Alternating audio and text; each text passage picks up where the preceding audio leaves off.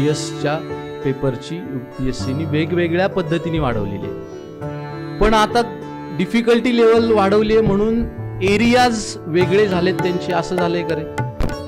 मॉडर्नचे क्वेश्चनचे areas नाही बदलले. Cut off तुम्हाला कंटेंट 100% माहीत असले त्याच्यावर ठरत नाही आहे. कट ऑफ तुमचं गेसवर्क आणि इंट्युशन त्याच्यावरती ठरतोय.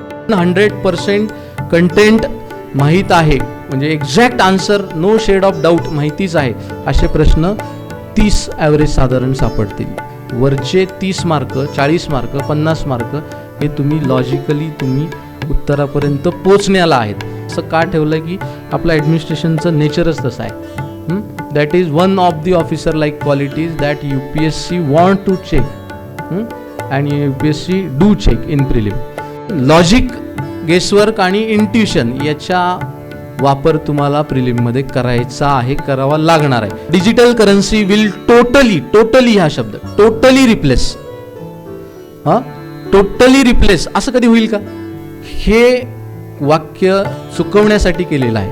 हे आयडेंटिफाय व्हायला पाहिजे तुम्हाला. किती वाचायचं, किती पुस्तकं वाचायची, किती सोर्स वाचायचे, तर तुमच्याकडे किती वेळ आहे तेवढं वाचायचं. तुमच्याकडे जेवढा वेळ आहे तेवढं वाचायचं. किती तुम्ही म्हणाला पॅटर्न चेंज झाला आणि हे झालं ते झालं तरी बेसिक्स विल नेव्हर चेंज.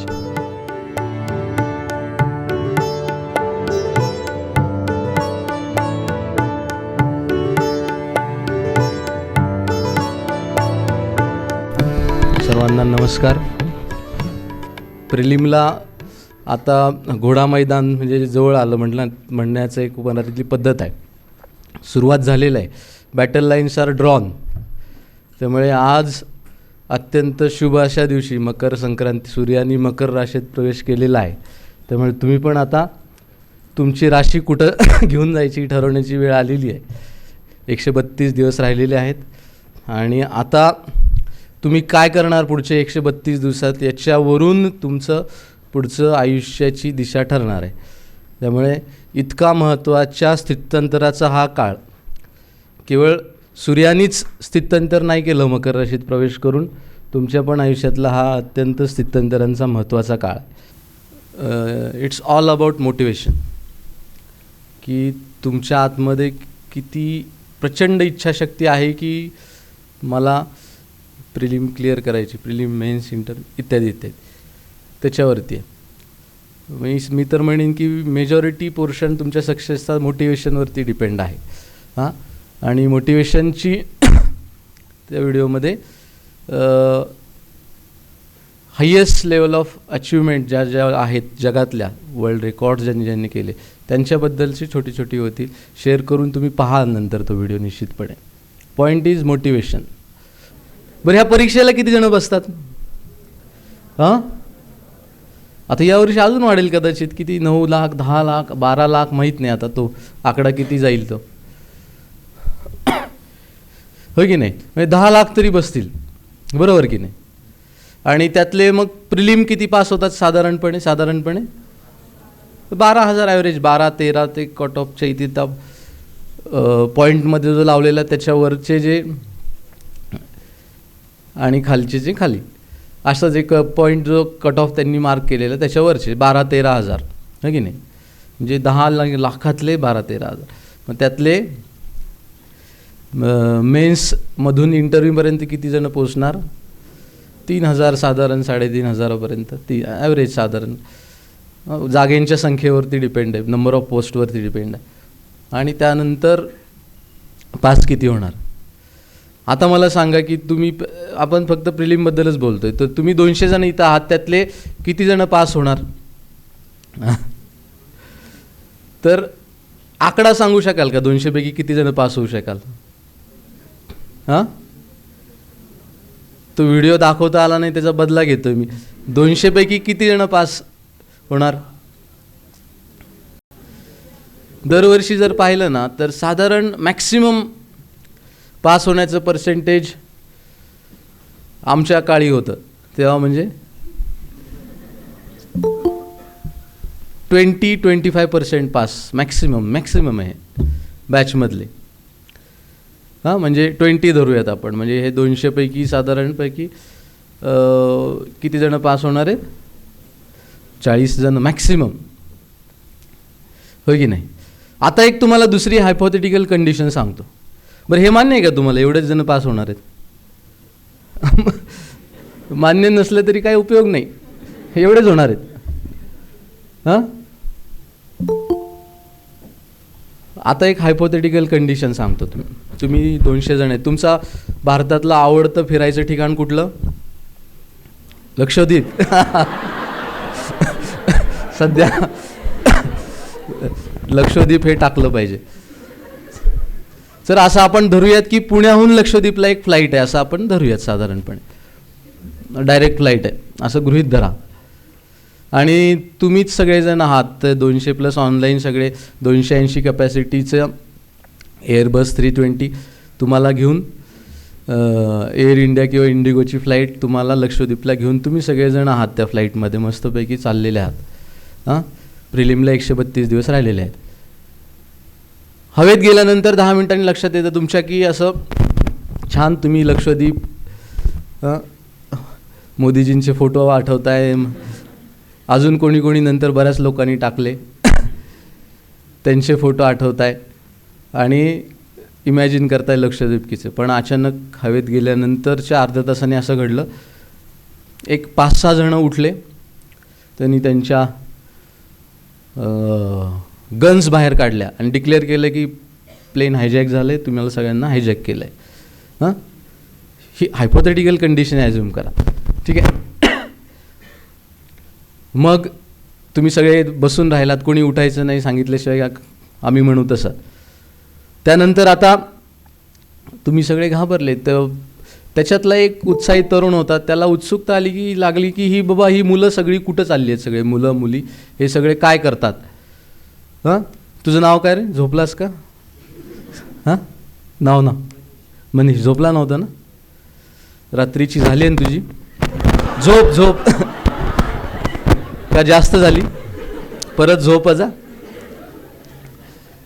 हां, झोपला नव्हता ना, नाही थँक्यू. मनीषला विचारलं त्यांनी की तुला वाईट नाही वाटलं रे बाबा, का तू खाली असं झोपल्यासारखं वाटलं, त्याला जागा करावं म्हटलं. मनीषला त्यांनी विचारलं की बाबा तू काय करतो रे. मनीषनी सांगितलं की यावर्षी ते नाही पण पुढच्या वर्षी देणार आहे अटेम्प्ट. म्हटलं यावर्षी जरा काय माझं वय बसत नाही, अजून मी वयात यायचो आहे. तर मग तर तो म्हटला काय कसली परीक्षा असते ही. तर त्यांनी सांगितलं मनीषनी उत्साहाने की अरे मला IAS व्हायचं आहे. IAS व्हायचं आहे ना, का IRS व्हायचं आहे तुला? IASच व्हायचं. तर मला IAS व्हायचं आहे, मला असं करायचं आहे तसं करायचं आहे. मग त्याला उत्सुकता लागली ते किडनॅपरला की बाबा रे काय आहे ही, कसली परीक्षा असते, कोण घेतं हे परीक्षा. मग सांगितलं असं असं UPSC घेते.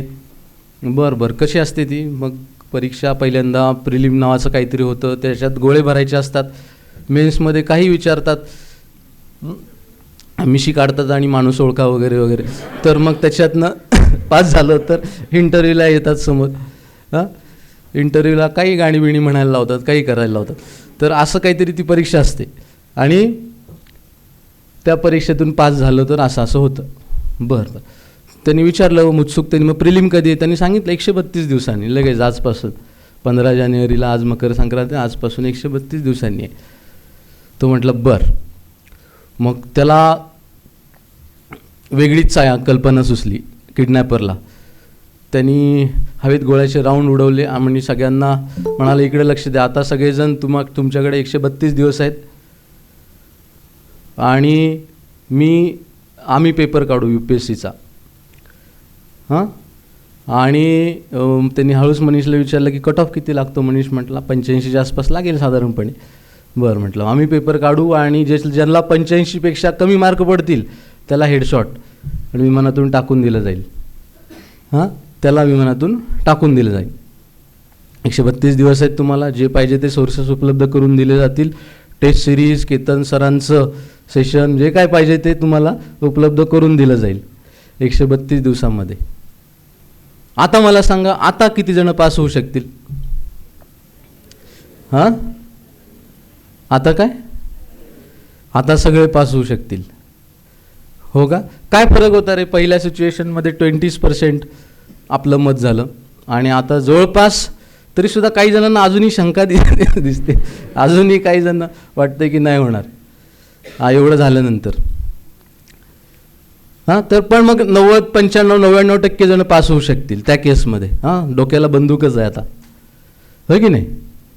हे मग काय फरक होता की ह्या केसमध्ये आणि त्या केसमध्ये. हां, आता तुम्ही नॉर्मल होता, मस्तपैकी हॉस्टेल लाईफ, रूम लाईफ, यायचं इथं छानपैकी AC मध्ये बसून लेक्चर्स ऐकायचे, AC मध्ये बसून स्टडी रूममध्ये सकाळी 7 वाजता इंडियन एक्सप्रेस उघडायचा, दुपारी 2 वाजेपर्यंत इंडियन एक्सप्रेसच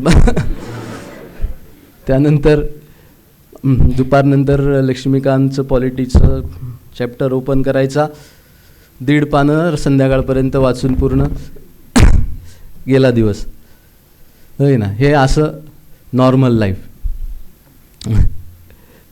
आता मेंटॉस लाईफ काय तुम्हाला डोक्याला गन लावलेली. आता काय फरक झाला रे.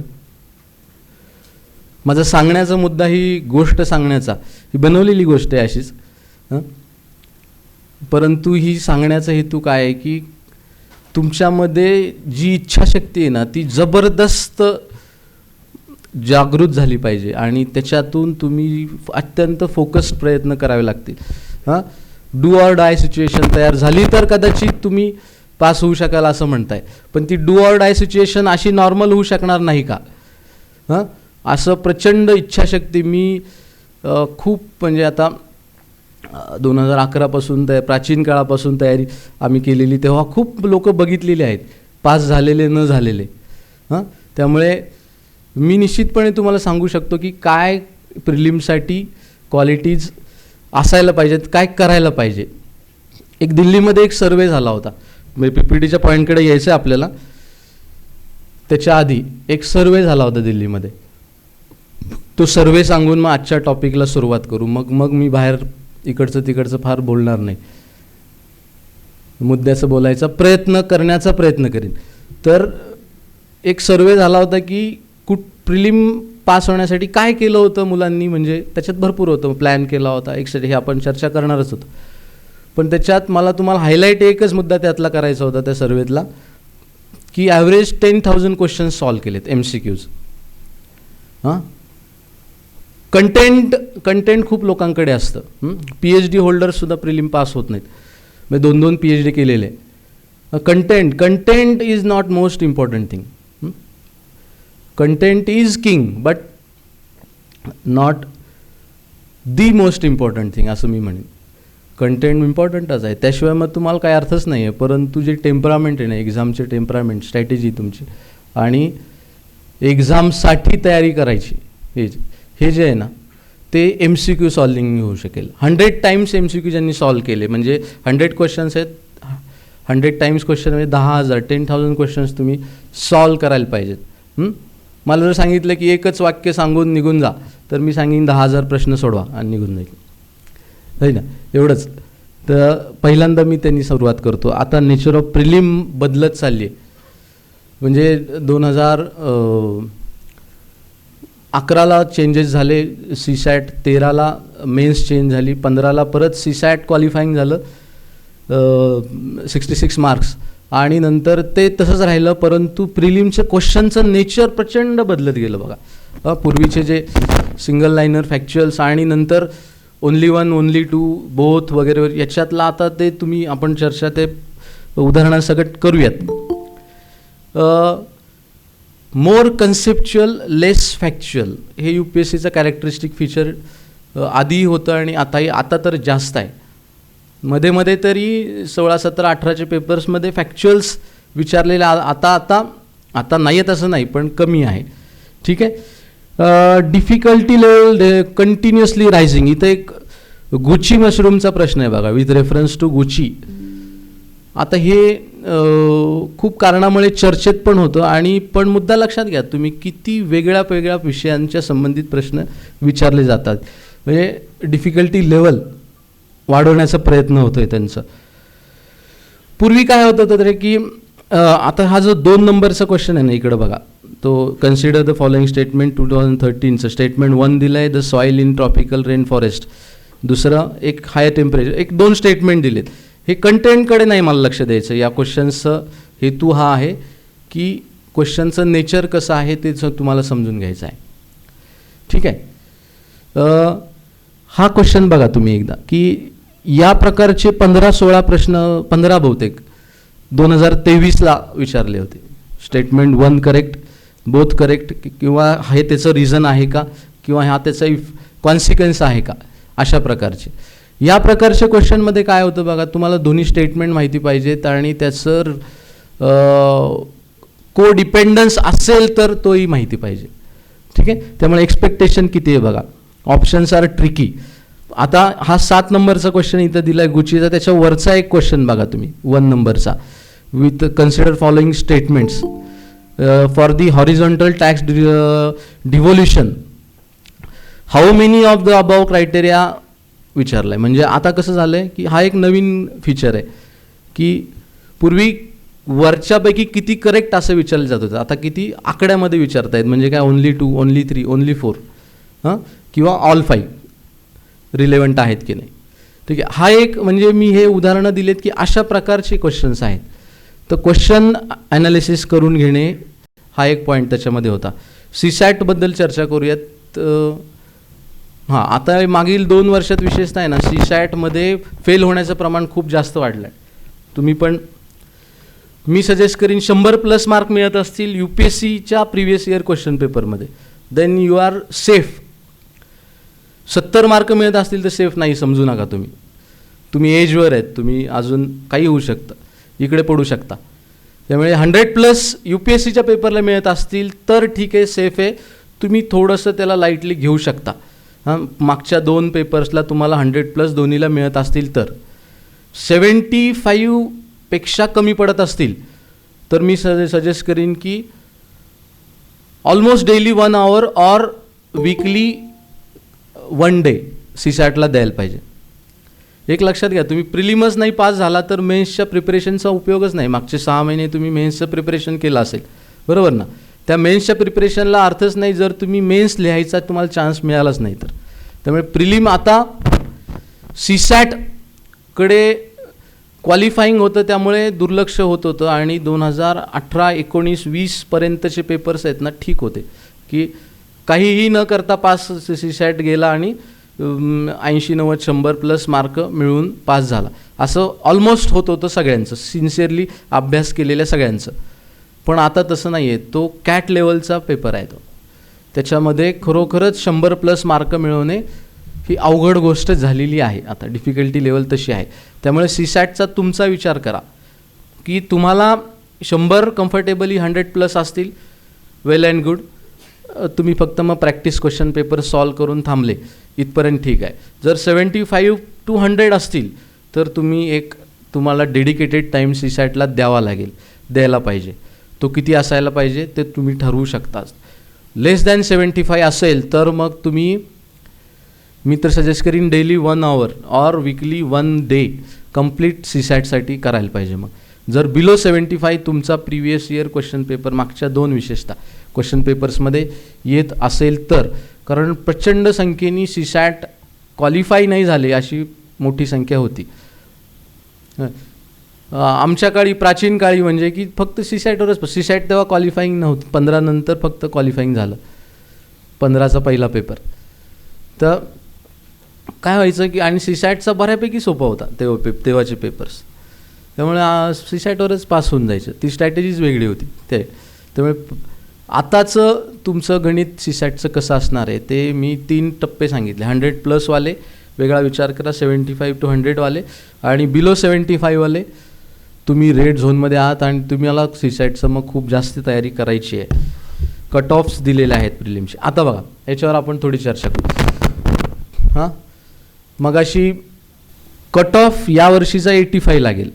रेंज आधी बघा कशी आहे, म्हणजे 2016ला 116 होता, तेव्हापासून 105, 98, 92.5, 70, 87.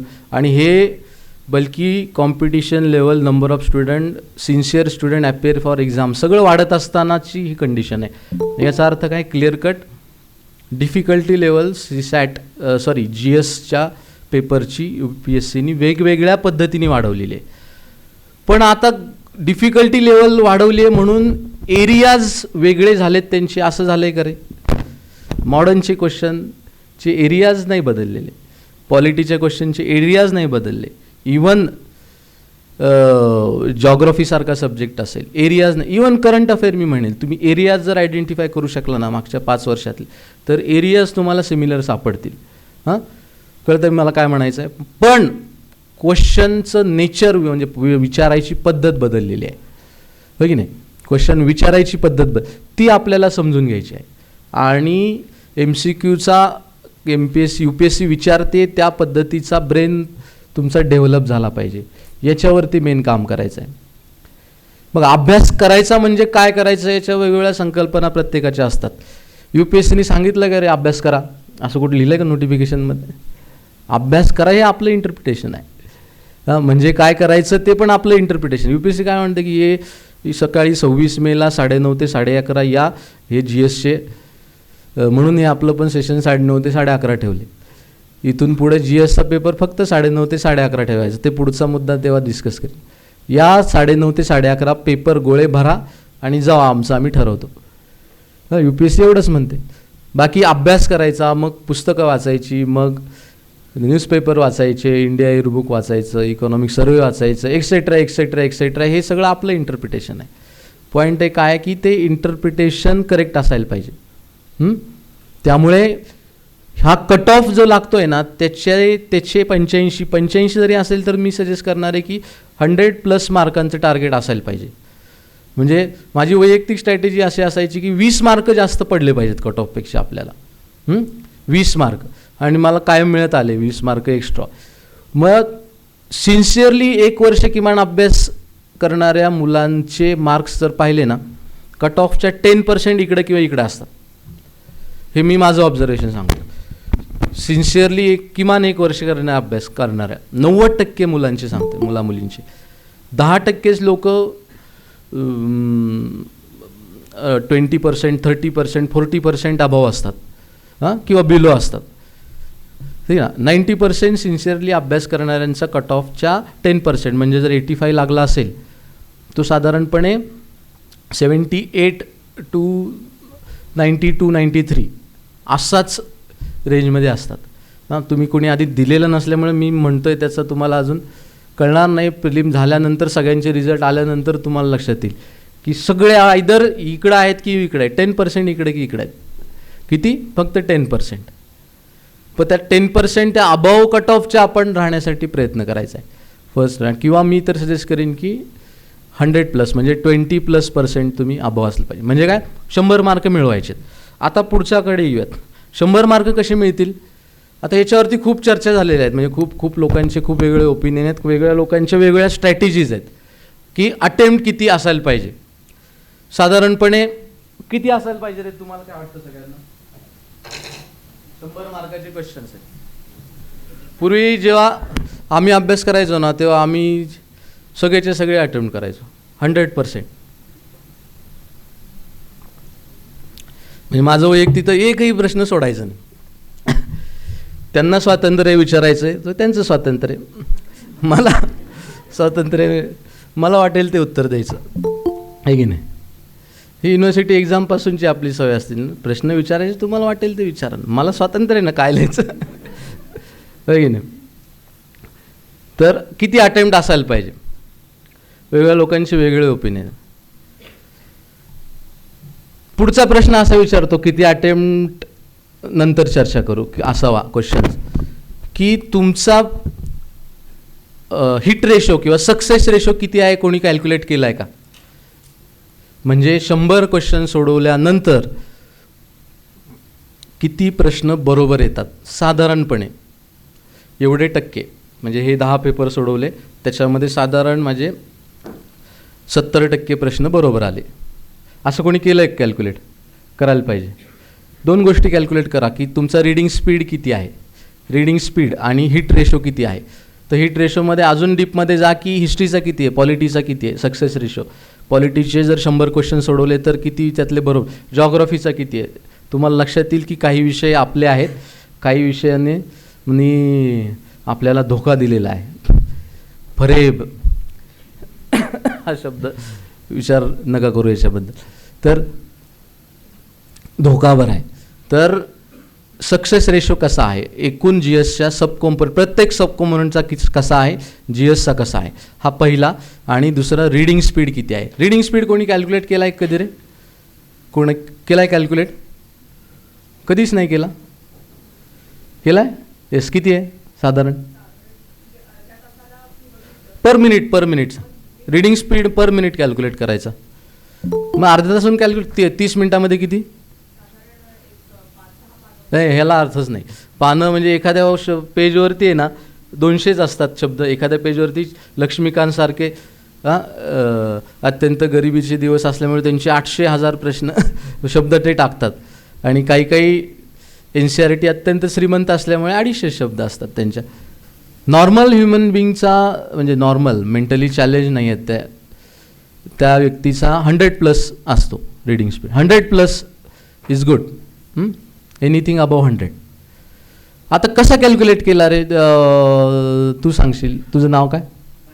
कार्तिक. सांगशील कसा? बसून सांगितलं कसा कॅल्क्युलेट केला? Very good. तर पुढचं सजेस्ट करेन मी की जे वाचलं आहे त्याच्यावरचे 10 क्वेश्चन्स सोडवा. त्यातले जर 8 क्वेश्चन बरोबर आले तर रीडिंग स्पीड तुमचा 80%च पकडा. हां, that is right reading speed. मग विथ कॉम्प्रिहेन्शन असायला पाहिजे तो रीडिंग स्पीड. विथ कॉम्प्रिहेन्शन असेल. वाचायला काय असं नजरेवरून पण फिरवून वाच. हां हां, आमच्यासमोर ते टपाल येतं बघा रोजचं टपालात येतात ना. तुम्ही पास झाल्यानंतर तुम्हाला मी काय म्हणतो जे जास्त चांगलं समजेल की 200, 300, 400 पानं आलेली असतात. म्हणजे वेगळे काय, माझ्या शेजाऱ्यांनी माझ्या भिंतीवरती अतिक्रमण केलेलं असून मेहरबान साहेबांनी असं आम्हाला करून द्यावं वगैरे वगैरे, नाही का. किंवा कोविडमध्ये माझ्याकडं आलं होतं की तुम्ही सगळ्यांनी दारू बंद केलेली असल्यामुळे मी जगूच शकत नाही दारूशिवाय, मी आत्महत्या करत आहे, त्याला तुम्ही जबाबदार असणार. ह्याच्या माझ्याकडे आहे फोटो अजून त्याचं बरं पत्र आलेलं होतं कोविड पिरियडमध्ये. कोविड पिरियडची गोष्टीवर आपण नंतर एक वेगळं सेशन केतन सरांसोबत ठेवूयात. तर काय मग ते नुसते नजर फिरवायचे, 400 पानं वाचायचेत आणि ते बाकीचे कामं आहेत ना अजून, ते एकच काम नाही आहे, ते 10% पण काम नाही आहे. तर मुद्दा काय आहे की अशी लोकं होती बघा. विवेकानंदांचं उदाहरण तुम्ही ऐकलं असेल. नुसतं अशी नजर फिरवली वाचून झालं. यशवंतराव चव्हाणांचं, इंदिरा गांधींचं, इवन धर्माधिकारी सर पण असं वन स्कॅन बरीच लोक वाचू शकतात आजही की सिंगल आय स्पॅनमध्ये पूर्ण पेज वाचून झालं. असं अजिबात घाबरू नका, असं अजिबात आवश्यक नाही आहे किंवा एवढ्या लेवलचं तुम्हाला पोचण्याची काही गरज नाही. ते पास झाल्यानंतर पोचा, काही अडचण नाही. परंतु रीडिंग स्पीड आपला माहिती पाहिजे, जेणेकरून तुम्ही प्लॅन कशाच्या बेसिसवर करणार. उगाच प्लॅन करताय मग तुम्ही की तुम्ही किती वाचू शकता, किती वेळामध्ये, किती शब्द, याच्यावरून तुम्ही हे पुस्तक किती वेळात संपेल, मग त्याच्यावरून मला ह्या विषयाला एवढे दिवस लागतील ह्याचं कॅल्क्युलेशन होईल की नाही.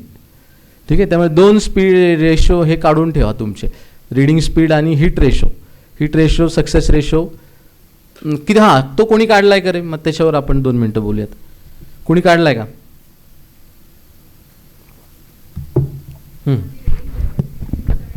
रेंजेस असणार ते, अगदी बरोबर. म्हणजे कोणी असं 62.70 असं नाही सांगू शकणार. रेंजेस असणार ती डेफिनेटली 60 to 70. आणि कुठल्या टॉपिकचं, कुठल्या सब्जेक्टची जास्त आहे? पॉलिटीची किती असते? 90%. हां. आणि कुठली कमी आहे? हिस्ट्री. ओके. हिस्ट्रीचा सक्सेस रेशो हा सगळ्यांचाच कमी असणार आहे. बाय डिफॉल्ट सब्जेक्टचं नेचर असं आहे, it is a open ended subject, काही विचारू शकतात. हां, मी मगाशी म्हटलं ना, मिशी देऊन माणूस सांगा, तशा प्रकारचं काही विचारू शकता.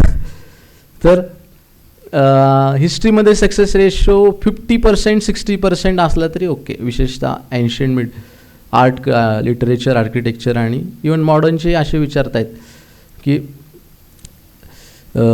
सांगता येत नाही. त्यामुळे ते हिस्ट्रीचा डेफिनेटली बरोबर आहे. काढला ते, तू काढला. तुझं नाव काय?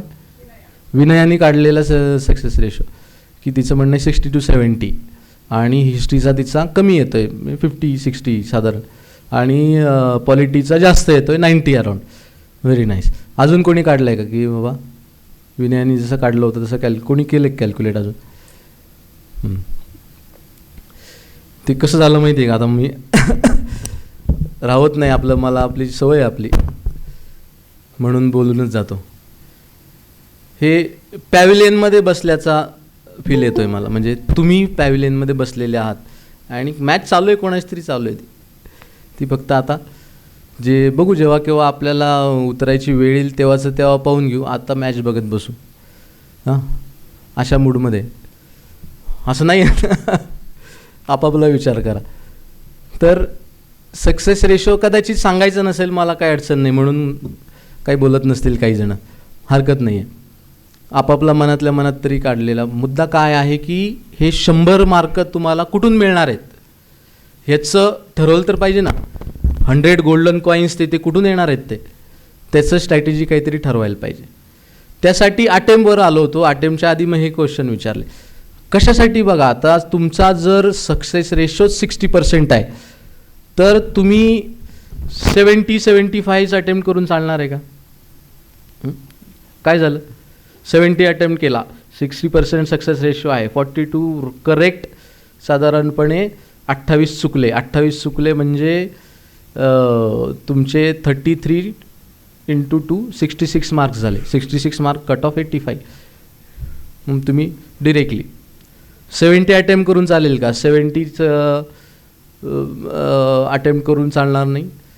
जर 60% सक्सेस रेशो आहे, 42 करेक्ट गणले तुम्ही, 80 अटेम्प्ट केला तर चालेल का? 60% सक्सेस रेशो आहे, चालेल का? 80 अटेम्प्ट केला तर किती होईल? 64 बरोबर ना, 8 आणि 48 बरोबर, 48 बरोबर. 48 बरोबर म्हणजे जवळपास 62 चुकले, 22 चुकले. 22 म्हणजे अगेन 7 रॉंग, 41, 82 मार्क्स गेले. म्हणजे तुम्ही 80 अटेम्प्ट केला तरी चालले ना. काय होतं आहे? गडबड होते जेव्हा तुमचा सक्सेस रेशो 60% आहे. हां, तुमचा सक्सेस रेशो 70% कन्सिस्टंटली आहे, तुम्ही यू आर कॉन्फिडंट, आणि ते प्रूव्ह झालं आहे 25-30 टेस्टमध्ये. देन 80 अटेम्प्ट केला, 70% सक्सेस रेशो आहे, 56 बरोबर साधारणपणे किती चुकले? 24 चुकले. 8 म्हणजे 48 multiply by 2 96 you are in. म्हणजे 70% सक्सेस रेशो असेल तर 80 अटेम्प्ट केला तर चालू शकेल. हां, पण आपला असं सांगता येत नाही की एवढं असेलच, रेंज असते आपली ती, एखाद्या पेपरमध्ये वेगळी येऊ शकते. त्यामुळे सेफ साईड माझं म्हणणं आहे की 85 to 90 अटेम्प्ट करायला पाहिजेत. हां, तुम्ही 70च अटेम्प्ट 75च अटेम्प्ट करत असाल तर you are already out of competition. You are already. हे कशामुळे मी म्हणतोय रे?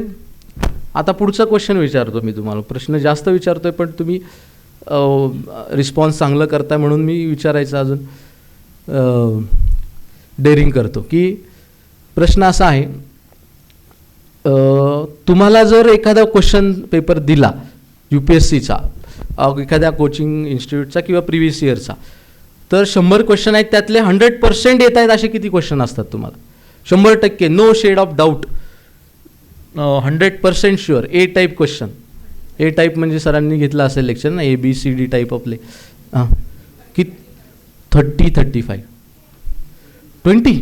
ओके ओके, म्हणजे साधारण कोणाचं म्हणणं आहे का की कट ऑफ किती लागतो? 85 म्हणजे 90. तर 100चं टार्गेट आहे, मला 50 क्वेश्चन शुअर शॉट येतातच. हां, नाही आहे. मग कट ऑफ कसं काय लागतो एवढा? जर शुअर शॉट येणाऱ्या क्वेश्चनची संख्या जर 25 आणि 30 एवढी आहे, 35 मॅक्सिमम तुमच्याकडून ऐकला मी आकडा, मग कट ऑफ किती? 65-70 लागायला पाहिजे ना. कट ऑफ कसं काय लागतो आहे 85-88 किंवा प्रिव्हियस इयरचे अजून जुने? हां, आमच्या वेळेस तर आम्ही फारच तुक्के मारत होते असं लक्षात येतं की एवढा बरोबर येतं कट ऑफ ना. 116 दिलेली आहे मी ती पण प्रिलिम. तर कसं काय असं होतं? काय कारण आहे? जर शुअर शॉट माहिती आहे आणि हे तेवढेच यायला पाहिजे ना साधारणपणे. सगळ्यांचंच जर 30 ॲव्हरेज आहे, 35 ॲव्हरेज आहे, तर 60 ते 70ला कट ऑफ लागायला पाहिजे होतं. तर कट ऑफ लागतोय 85. याचा अर्थ काय झाला? लोक मटके मारतायत, म्हणजे गोळ्या मारतायत. आता मोर लॉजिकली विचार करूयात की याचा अर्थ काय होतो की गेस वर्क करतायत काही लोक. 2 शब्द आहेत, गेस वर्क आणि इंट्युशन. गेस वर्क म्हणजे काय? तुम्ही काहीतरी फर्स्ट एक रीडिंग केलेलं आहे एका सब्जेक्टचं, त्याचंही first revision, second revision, third revision, question paper solving, previous year question paper solving, असं सगळं केलेलं आहे. तर त्यातून तुम्ही एलिमिनेशन टेक्निक वापरून किंवा लॉजिकली विचार करून किंवा काही विचार तर्क लावून त्या उत्तरापर्यंत पोचताय. म्हणजे बी टाईप क्वेश्चन करून, तो बी टाईप क्वेश्चन करून म्हणजे काय, 2 एलिमिनेट केले आणि दोन्हीतलं काहीतरी असावं असं शॉर्टलिस्ट केलं. हां, तर असं करून तुम्ही क्वेश्चन सोडवतायत, म्हणजे गेस वर्क, गेस करताय. आता तुम्ही म्हणाल की मग हे खरं बरोबर आहे का असं, की हे गेस करणं आणि मग कोणाचं गेस बरोबर आलं त्याच्यावर तो पास होणार, म्हणजे हे तर सगळं गेसवरच भरोसा चालला आहे. ॲक्च्युअल 100% येत आहेत, तेवढाच कट ऑफ UPSCनी पण ठेवायला पाहिजे होता. ते गेसवर्कवरती कट ऑफ ठरतो आहे. कळतं आहे का तुम्हाला? इंट्युशन आणि गेसवर्कवरती कट ऑफ ठरतो आहे. बरोबर आहे की नाही? मान्य आहे का तुम्हाला? हे कट ऑफ तुम्हाला कंटेंट 100% माहीत असले त्याच्यावर ठरत नाही आहे. कट ऑफ तुमचं गेसवर्क आणि इंट्युशन त्याच्यावरती ठरतो आहे. याचं कारण आपल्या ॲडमिनिस्ट्रेशनमध्ये आहे. आपल्या ॲडमिनिस्ट्रेशनमध्ये अजिबात असं हे म्हणजे असं नाही आहे. प्रचंड कॉम्प्लेक्स प्रॉब्लेम्स आहेत, कॉम्प्लेक्स इश्यूज आहेत आणि त्याच्यामध्ये काही बुकिश किंवा रिटर्न सोल्युशन, आता लॉ आहे, कॉन्स्टिट्यूशन आहे, वेगवेगळे ॲक्ट्स आहेत, इत्यादी इत्यादी. पण आपला समाज एवढा विविधतेने नटलेला आहे ना की आपल्या समोरचे प्रश्न असे कशात तरी चौकटीत बांधूच शकत नाही. त्यामुळे ॲडमिनिस्ट्रेशनमध्ये तुम्हाला मोर करेक्ट जे काय आहे ते करायचं, शोधायचं आणि ते करायचं. लॉजिक असायला पाहिजे, इंट्युशन असायला पाहिजे. त्यामुळे if you want to good administrator then you must be having good intuition. हां, ते इंट्युशन कधी येतं? इंट्युशन हा वेगळा शब्द आहे. लॉजिक, गेसवर्क हा वेगळा विषय. गेसवर्क म्हणजे काय? तुम्ही काहीतरी वाचल्यासारखं वाटतंय, काहीतरी ह्या दोनातलं काहीतरी वाटतंय. इंट्युशन म्हणजे अलग लेवल म्हणतोय मी. इंट्युशन म्हणजे काय की एवढा अभ्यास झालेला आहे की हिस्ट्रीची जवळपास 125 पुस्तकं मी वाचलेली आहेत. तर मग ती वाचल्यानंतर खरोखरच वाचलीत बरं का, वेगळ्या कारणासाठी. आणि मी स्वतः पण एक लिहितो आता. केतन सरांनी जेव्हा मनावर घेईल तेव्हा येईल ते मार्केटमध्ये. तर ॲक्च्युली त्यांनीच सर्व गोष्टी बघितलेल्या आहेत आणि निश्चितपणे लवकरात लवकर येईल. ते सुरुवातीला मराठीत आहे, मग नंतर केतन सर ट्रान्सलेट करतीलच त्याचं इंग्लिशमध्ये, ते इंग्लिशमध्ये पण येईल. तर मुद्दा काय आहे की इंट्युशन त्यानंतर, आता मी हिस्ट्रीचे प्रश्न आले ना, मला माहीत एक्झॅक्ट नसलं तरी उगाचच असं असावं असं वाटतं आणि ते बऱ्याचदा बरोबर येतं. बऱ्याचदा ते कशामुळे की खूप जास्त वाचलं आहे, ते त्याविषयी खूप प्रचंड वाचन, म्हणजे एवढं झालं आहे की आता ते तुमचं सबकॉन्शियस माइंड तुम्हाला सांगतं. हां, दॅट इज इंट्युशन. मग ते तुमच्या फर्स्ट अटेम्प्टला होणार आहे का कुठल्या टॉपिकचं काही गरज नाही. म्हणजे विचार करा तुमचा. त्यासाठी तुमचा सक्सेस रेशो तुम्ही कॅल्क्युलेट करून बघा. इंट्युशननी. गेसवर्क हा वेगळा विषय बा. गेसवर्क म्हणजे काहीतरी थोडं माहिती आहे, अर्ध माहिती आहे, 2 ऑप्शन्स एलिमिनेट करता येत आहेत, दोनातलं मग गेसवर्क करतो आहे, that is guesswork. And intuition is all together different thing. उगाचच सबकॉन्शियस माइंड सांगतं आहे, उगाचच नाही येते, आपल्याला कळत नाही आहे की का ते सांगतं आहे तसं, परंतु ॲक्च्युअल तसं उत्तर आहे. That is intuition. ठीक आहे. लॉजिक, गेसवर्क आणि इंट्युशन याच्या वापर तुम्हाला प्रिलिममध्ये करायचा आहे, करावा लागणार आहे. यासाठी एवढं सगळं तुम्हाला सांगितलं. त्याशिवाय तुम्हाला एवढे क्वेश्चन्स अटेम्प्ट करता येणार नाहीत आणि त्याशिवाय तुम्ही कट ऑफपर्यंत पोचू शकणार नाही. कारण 100% कंटेंट माहीत आहे, म्हणजे exact answer no shade of doubt माहितीच आहे, असे प्रश्न 30 ॲव्हरेज साधारण सापडतील. सिन्सिअरली अभ्यास केलेल्याबद्दल बोलतो आहे आपण, बाकी नाही, व्यक्तींबद्दल. तर याचा अर्थ 60च मार्क तुम्हाला शुअर शॉर्ट माहिती आहेत तशी आहेत. वरचे 30 मार्क, 40 मार्क, 50 मार्क हे तुम्ही लॉजिकली तुम्ही उत्तरापर्यंत पोचण्याला आहेत. आणि असं का ठेवलं आहे, असं चुकीचं आहे असं वाटत असेल तुम्हाला, तर असं का ठेवलं आहे की आपलं ॲडमिनिस्ट्रेशनचं नेचरच तसं आहे. That is one of the officer like qualities that UPSC want to check and UPSC do check in prelim. आता करेक्ट आन्सर 60. आता हे एक मी तुम्हाला हे मगाशी कॅल्क्युलेट करून दिलं की हे जस्ट मी कॅल्क्युलेशन्स करून दिलेले आहेत की आता तुमचा तुम्ही विचार करा. मगाशी आपण करून पाहिलं 90 अटेम्प्ट आहे साधारणपणे, 70% सक्सेस रेशो आहे, तर तो 63 correct 27 wrong. 63 correct 27 wrong means 54, that is 108 marks. म्हणजे असं काहीतरी कॅल्क्युलेशन तुमचं असू शकेल. आता हे 100 मार्क कुठल्या क्वेश्चन सब्जेक्टमधून किती मिळवता येतील याचाही विचार करून ठेवायला पाहिजे.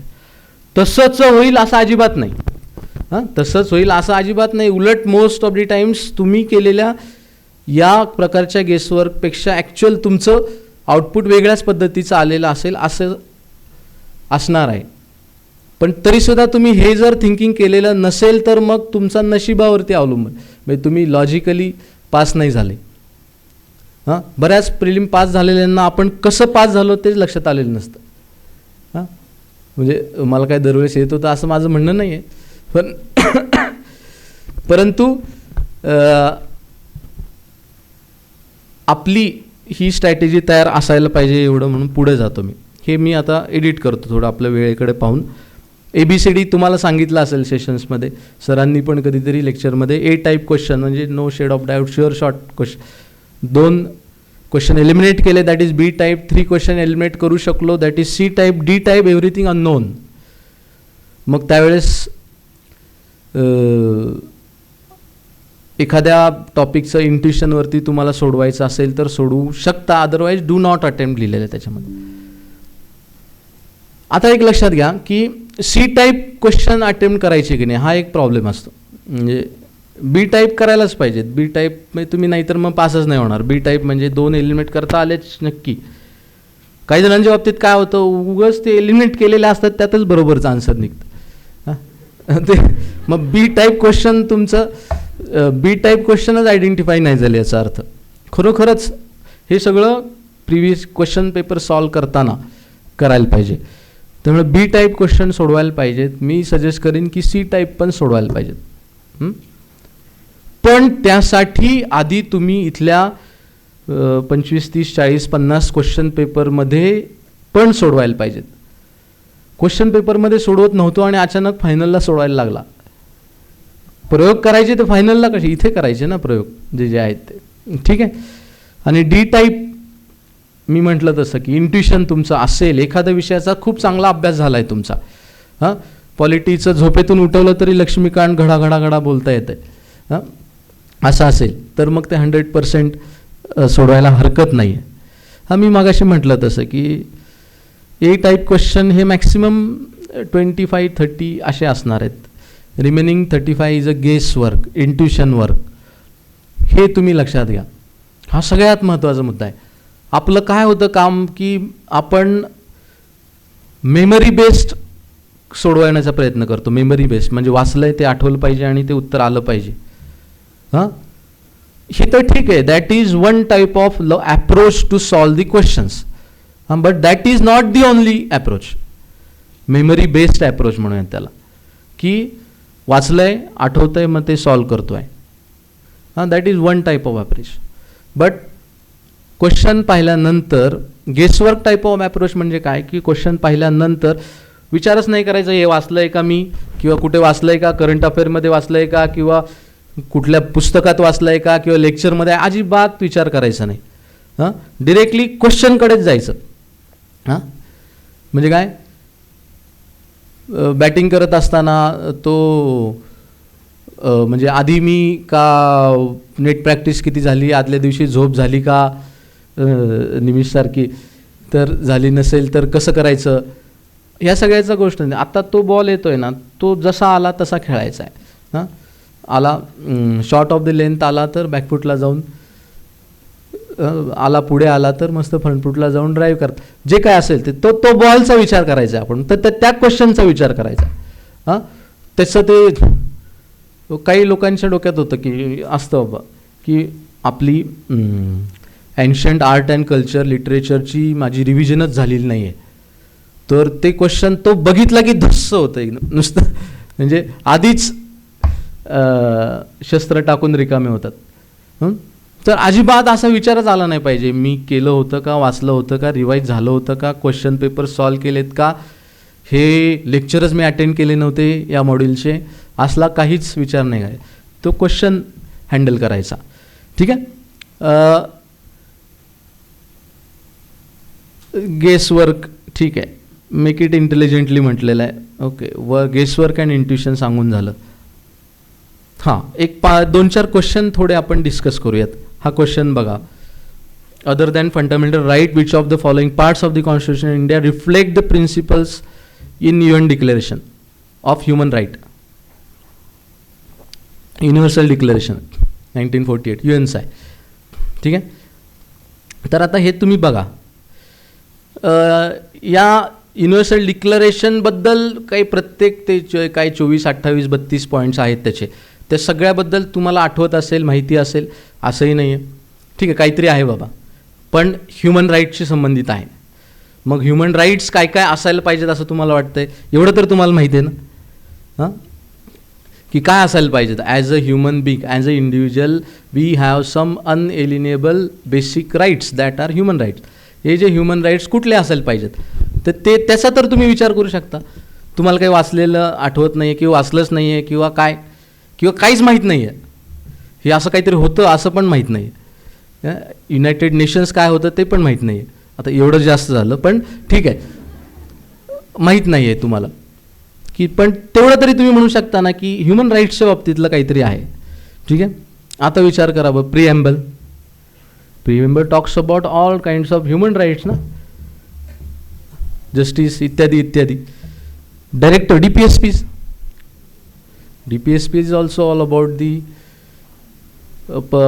directions to the state for human right आहे ना. DPSP फंडामेंटल ड्युटीज पण आहेत का? डेफिनेटली आहेत ना. ड्युटीज म्हणजे सिटीजननी असं करायचं, सिटीजननी, मग that is also part of declaration of human right.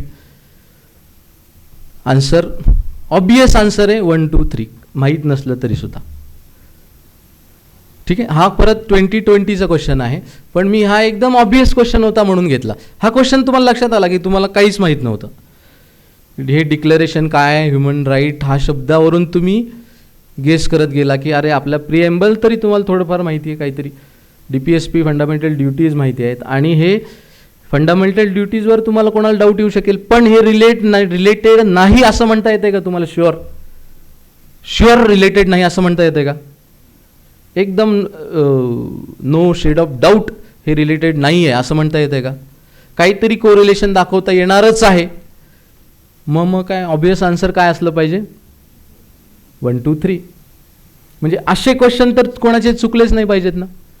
हे क्वेश्चन गेस वर्कचे क्वेश्चन आहेत. गेस वर्क, हां, की तुम्ही गेस करत गेला, काही फार माहितीच नाही आहे तुम्हाला. आता पुढे जाऊयात. हां, एक विचारलं आहे, स्टेटमेंट 2 पहा directly. Article 335 of the constitution of India defines the term efficiency of administration. असं का बरं करेल कॉन्स्टिट्यूशन? हां, अशी काही डिफाईन तरी करता येईल का? हां, एफिशियन्सी म्हणजे काय असं काही, आणि ते अशा एखाद्या चौकटीत बसवता येईल का? हां, त्यामुळे असं काहीतरी असेल असं वाटतं का तुम्हाला? हा 2023चा आहे, त्यामुळे आन्सर काय असेल पाहिजे त्याचं? C, statement 2 is incorrect. बाकी तुम्हाला काही माहिती असो नसो, मान्य की नाही? आन्सरपर्यंत पोहोचलो. पटतं की नाही का आपलं, मला आपलं म्हणजे are you with me? Okay. आता ते हायलाईट केलेले शब्द बघा. With reference to central bank digital currency consider following statement. Is it possible to make payments in the digital currency without using US dollar or SWIFT system? Is it possible? It is, sorry is it नाही म्हणतो, it is म्हणायचं. It is possible to make. आणि दुसरं statement बघा. Can be distributed, digital currency can be distributed with the condition for the. ही वाक्यरचना अशी का केली आहे, सेंटेन्स फॉर्मेशन असं का केलं आहे? कारण ते बरोबर करायचं आहे म्हणून तसं केलेलं आहे. हां, कळत आहे का तुम्हाला? हे जर कळत नसेल तर मग घरी जाऊन पुन्हा एकदा विचार करा हां, की आपण प्रिलिम द्यायची की नाही.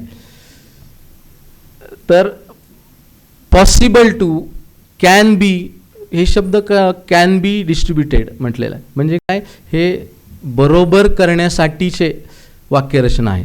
आता पुढची वाक्यरचना बघा. त्यामुळे आन्सरवर आपल्याला डिस्कस नाही करायचं आहे. ही वाक्यरचना बघा. Some micro organisms can grow. Some micro organism can grow. पुढचं वाचतच नाही मी हां, कारण आपल्याला काही माहितीच नाही. सम मायक्रो ऑर्गॅनिझम्स कॅन ग्रो. पुढचं काय वाचायची गरज नाही. All 3 correct. काय तुम्ही लक्षात घ्या की हे बरोबर करण्यासाठीचा आटापिटा आहे क्वेश्चन काढणाऱ्याचा. तुम्ही कधी क्वेश्चन्स काढलेत का? हां, प्राचीन काळी आम्ही इथं काम करत असताना क्वेश्चनच काढत बसायचो दिवस. त्यामुळे हे क्वेश्चन तयार करणे हे फार किचकट, म्हणजे तो क्वेश्चन बरोबर असला पाहिजे, म्हणजे त्याच्यात डाऊट कोणाला, no shade of doubt, answer जे म्हणतोय तेच असलं पाहिजे. ते बनवण्यासाठी क्वेश्चन काढणाऱ्यावरती कंपल्शन असतं एक, की बाबा आपल्या क्वेश्चनमध्ये ॲम्बिग्युटी नाही झाली पाहिजे काहीतरी तयार. त्यासाठी त्याच्यावरती पण कंपल्शन आहे. तर त्या कंपल्शनमधून असं होतं आणि ते तुम्ही आयडेंटिफाय करू शकता. हां, आता हे उलट आहे. हे काही शब्द आहेत ना, ते स्टेटमेंट चुकीचं करण्यासाठी केलेले आहेत. म्हणजे काय, डिजिटल करन्सी विल टोटली हा शब्द टोटली रिप्लेस. हां, टोटली रिप्लेस असं कधी होईल का? The physical currency in about 2 decades. Totally replace. हां, आणि विल टोटली रिप्लेस म्हणजे असं होणारच आहे असं कोणी सांगू शकतं का? कदाचित होईल पण असं होणारच आहे असं म्हणू शकतो. Drastically increase, will drastically increase, drastically म्हटलेलं आहे. त्यानंतर व्हेरी इफेक्टिव्ह. आता बघा याच्यापासून असं पण मला हा एक मुद्दा सांगायचा आहे. हे वाक्य म्हणजे हे सेंटेन्स फॉर्मेशन हे वाक्य चुकलेलं आहे, चुकवण्यासाठी केलेलं आहे, हे आयडेंटिफाय व्हायला पाहिजे तुम्हाला. हां, आता काही वेळा असंही म्हणजे बहुतांश वेळा असंही वाटतं की अरे हे जे आहे ना, FDI inflows will drastically increase, हे तुम्हाला बरोबर वाटू शकतं. हां, होय की नाही, वाटू शकतं की नाही? होऊ शकतो. FDI इन्क्रीज याच्यामुळे युनिफाईड पेमेंट इंटरफेस झाल्यामुळे, किंवा डायरेक्ट ट्रान्सफर म्हणजे अगदी होणारच नाही FDI इन्क्रीज याच्यामुळे, त्याची आणि याची काहीच लिंक नाही असं म्हणू शकतो का आपण? हां, काय म्हणण्याचा ट्राय करतोय, नीट एकदम कॉन्सन्ट्रेशनने ऐका. की ड्रास्टिकली इन्क्रीज होऊ शकतो, इन्क्रीज होण्याची शक्यता आहे असं स्टेटमेंट असतं तर ते करेक्ट असलं असतं. आता पहिलं स्टेटमेंट बघा. Mobile wallets will not be necessary for online payments. हां, मोबाईल वॉलेटच्या वलीकडे सुद्धा जाऊ शकतो आपण, हे जर युनिफाईड पेमेंट इंटरफेस असेल तर डेफिनेटली जाऊ शकतो. तर तुम्हाला जर तिसऱ्यामध्ये डाऊट आला की बाबा FDI inflow will drastically increase, हे जरा इन्क्रीज कदाचित होऊ शकतो, काहीतरी त्याचं कोरिलेशन असू शकतं, तर मोर करेक्ट कुठला आन्सर आहे? More correct. कधी कधी वाटू शकतं की 2 आन्सर्स करेक्ट आहेत, किंवा एक आन्सर थोडं वाटतंय की जरा करेक्ट असू शकतं, तर त्या दोन्हीतलं you have to choose more correct answer. असं काही असतं का मोर करेक्ट? तर असतं. काही लेस करेक्ट आहे आणि एखादं स्टेटमेंट मोर करेक्ट आहे असं आयडेंटिफाय करता येऊ शकतं, करता आलं पाहिजे. ठीक आहे. त्यामुळे क्वेश्चन अशा प्रकारच्या ॲम्बिग्युइटीमध्ये तुम्ही मोर करेक्ट कुठला आहे ते आयडेंटिफाय करायला पाहिजे. ठीक आहे. हां, फॅक्ट्स बघूयात आपण की पहिलं स्टेटमेंट काय, 36% of India's districts are classified as over exploited or critical by CGWA. UPSCकडे अशी टेंडन्सी आहे डायरेक्ट आकडे डबलच करायचे. 16% आहे ॲक्च्युअलचा आकडा, तो मोर दॅन डबल करायचा.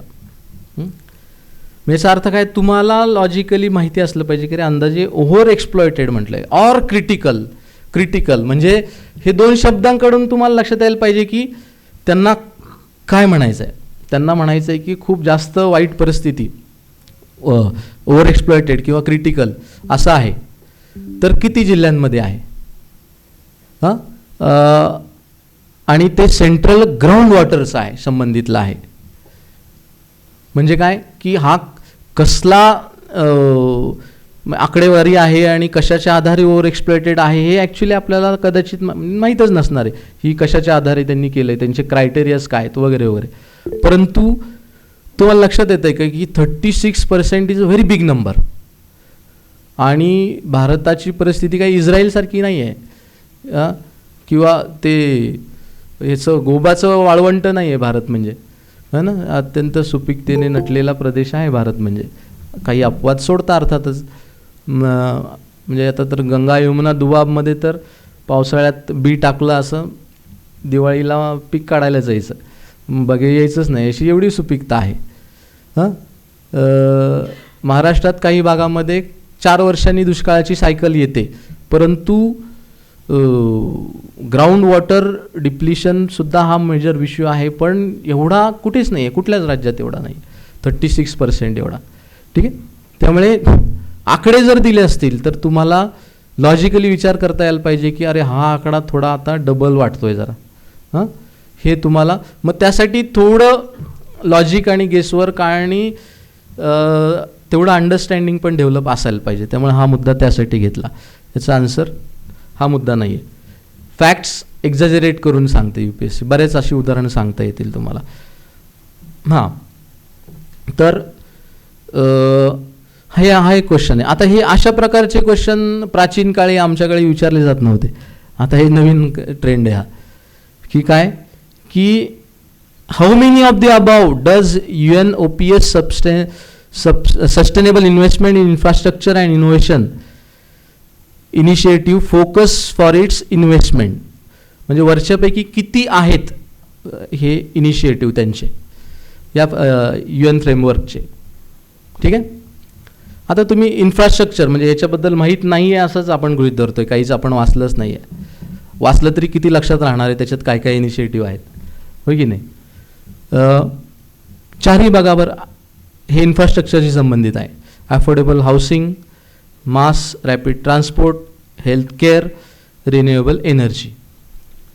आता ही खूप स्पेसिफिक टर्म आहे, mass rapid transport. Transport is a part of infrastructure, but MRT म्हणजे BRT वगैरे वगैरे ज्या गोष्टी आहेत ना, ह्या खूप वेगळ्या डिटेल गोष्टी आहेत. ट्रान्सपोर्ट नुसतं म्हटलं असतं तर एक वेळ तुम्ही इन्फ्रास्ट्रक्चर, बट याच्यामध्ये mass rapid transport very specific term आहे. मग UN असं एवढं स्पेसिफिक एवढं याच्यासाठी काम ते नेशन त्या गोष्टीमध्ये काम डिटेल करेल, पण UN का करेल? UN ब्रॉडर फ्रेमवर्कवरती काम करतं. त्यामुळे only 3 is a answer. Mass rapid transport नाही आहे. हां, ठीक आहे. पण आता हे तेवढा डीप विचार करता यायला पाहिजे. हां, का कन्फ्युजिंग वाटायला लागलं असं नाही ना? आहेत ना, बरोबर आहेत ना तुम्ही सगळे माझ्या? हळूच आवाजात म्हणाले. ऑनलाईनवाले पण असतील असं गृहीत धरूयात. मुद्दा काय होता आत्तापर्यंत डिस्कशनचा आपला, की तुम्ही तुमचे 100 मार्क्स कशातून मिळवणार आहेत.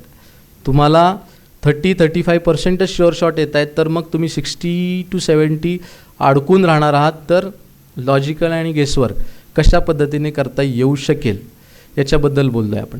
आता सब्जेक्ट्सकडे जाऊयात. जे 100 क्वेश्चन्स आहेत ना, ते लास्ट अराउंड 12 इयर्सचं ॲव्हरेज त्याच्यामध्ये दिलेलं आहे. बघा बरं, आता हिस्ट्रीचे ॲव्हरेज 15 क्वेश्चन आहेत, मॅक्सिमम 20 विचारले होते. जॉग्रॉफीचे 13 आहेत, मॅक्सिमम 16 विचारले होते. पॉलिटीचे ॲव्हरेज 15 आहेत, maximum 17. Economy 15, maximum 16. Science and technology 11, maximum 14. Environment 13, maximum 17. आणि करंट अफेअर्स मॅक्सिमम 22, ॲव्हरेज 18. हां, आता current affair may be link to polity, economy, science, environment etcetera असं असू शकेल. त्यामुळे फक्त, पण मग जर तो करंटशी असेल तर तो करंटमध्येच पकडायला पाहिजे क्वेश्चन, बेसिक अदर सब्जेक्ट्समध्ये नाही पकडायला पाहिजे. तर आता तुम्ही ठरवायला पाहिजे की माझे 100 मार्क कुठून येऊ शकतात. हिस्ट्रीचा विनया म्हणाली की 50% तिचा ॲक्युरेसी आहे. पण मग सोडवताना 70% सोडवले असेल तर 15तले साधारणपणे 10 सोडवले, 5 सोडवले नाहीत. नाही, आपण असं बरोबर की 12 सोडवले, 3 सोडवले नाहीत, 3 चुकले, 9 बरोबर आले, म्हणून मार्क्स झाले 8-16. हिस्ट्रीत साधारण 15 ते 16 मार्क्स येऊ शकतात. असं स्वतःचं कॅल्क्युलेट. पण ते कशाच्या आधारे करायचं आहे की क्वेश्चन पेपर्स वेगळे सोडून. आता क्वेश्चन पेपर्स कुठले सोडवायचे याच्यावर 2 मिनटं बोलायला पाहिजे. कुठले सोडवणार? प्रिव्हियस इयर मागचे 3 वर्षाचे वारंवार बघितले पाहिजेत, वारंवार सोडवले पाहिजेत. कारण ते कुणी काही म्हणो, ऑलमोस्ट कुठल्याही इन्स्टिट्यूटचे पेपर्स हे UPSC सारखेच 100% म्हणता येतील असे नसतात, जवळ जाणारे असतात जवळपास. त्यामुळे बऱ्याचदा त्या क्वेश्चन पेपर काढणाऱ्याचं लॉजिक थोडं वेगळंच असतं. पॅटर्न UPSC सारखा काढला जात नाही. त्यामुळे तुम्ही पॅटर्न UPSC सारखा आहे ना आयडेंटिफाय करायला पाहिजे. मी सजेस्ट करीन की एक 4-5 चांगल्या इन्स्टिट्यूशनचे पेपर्स कलेक्ट करा, 4-5, आणि ते सोडवा तुम्ही. कुठला तरी एकच ते फक्त चाणक्यचं सोडवा, फक्त विजन आयचं सोडवा, असं करू नका. मी सजेस्ट करीन की 3-4 मिनिमम एकत्रित करून सोडवू शकता. आता नेक्स्ट, हिस्ट्रीतून साधारण 15 मार्क्स आले, जिओग्राफीतून साधारण एवढे आले, पॉलिटीतून एवढे आले, इकॉनॉमीतून एवढे आले, असं ब्रॉडली तुमचा ते कशाच्या आधारे ठरवायचं आहे? तुमचा किमान 25-30 क्वेश्चन पेपर सोडवल्यानंतर तुम्ही डिसाईड करू शकता. आहे आताच तर डिसाईड करून ठेवा, पण ते चेंज होऊ शकेल तुमचं. ठीक आहे.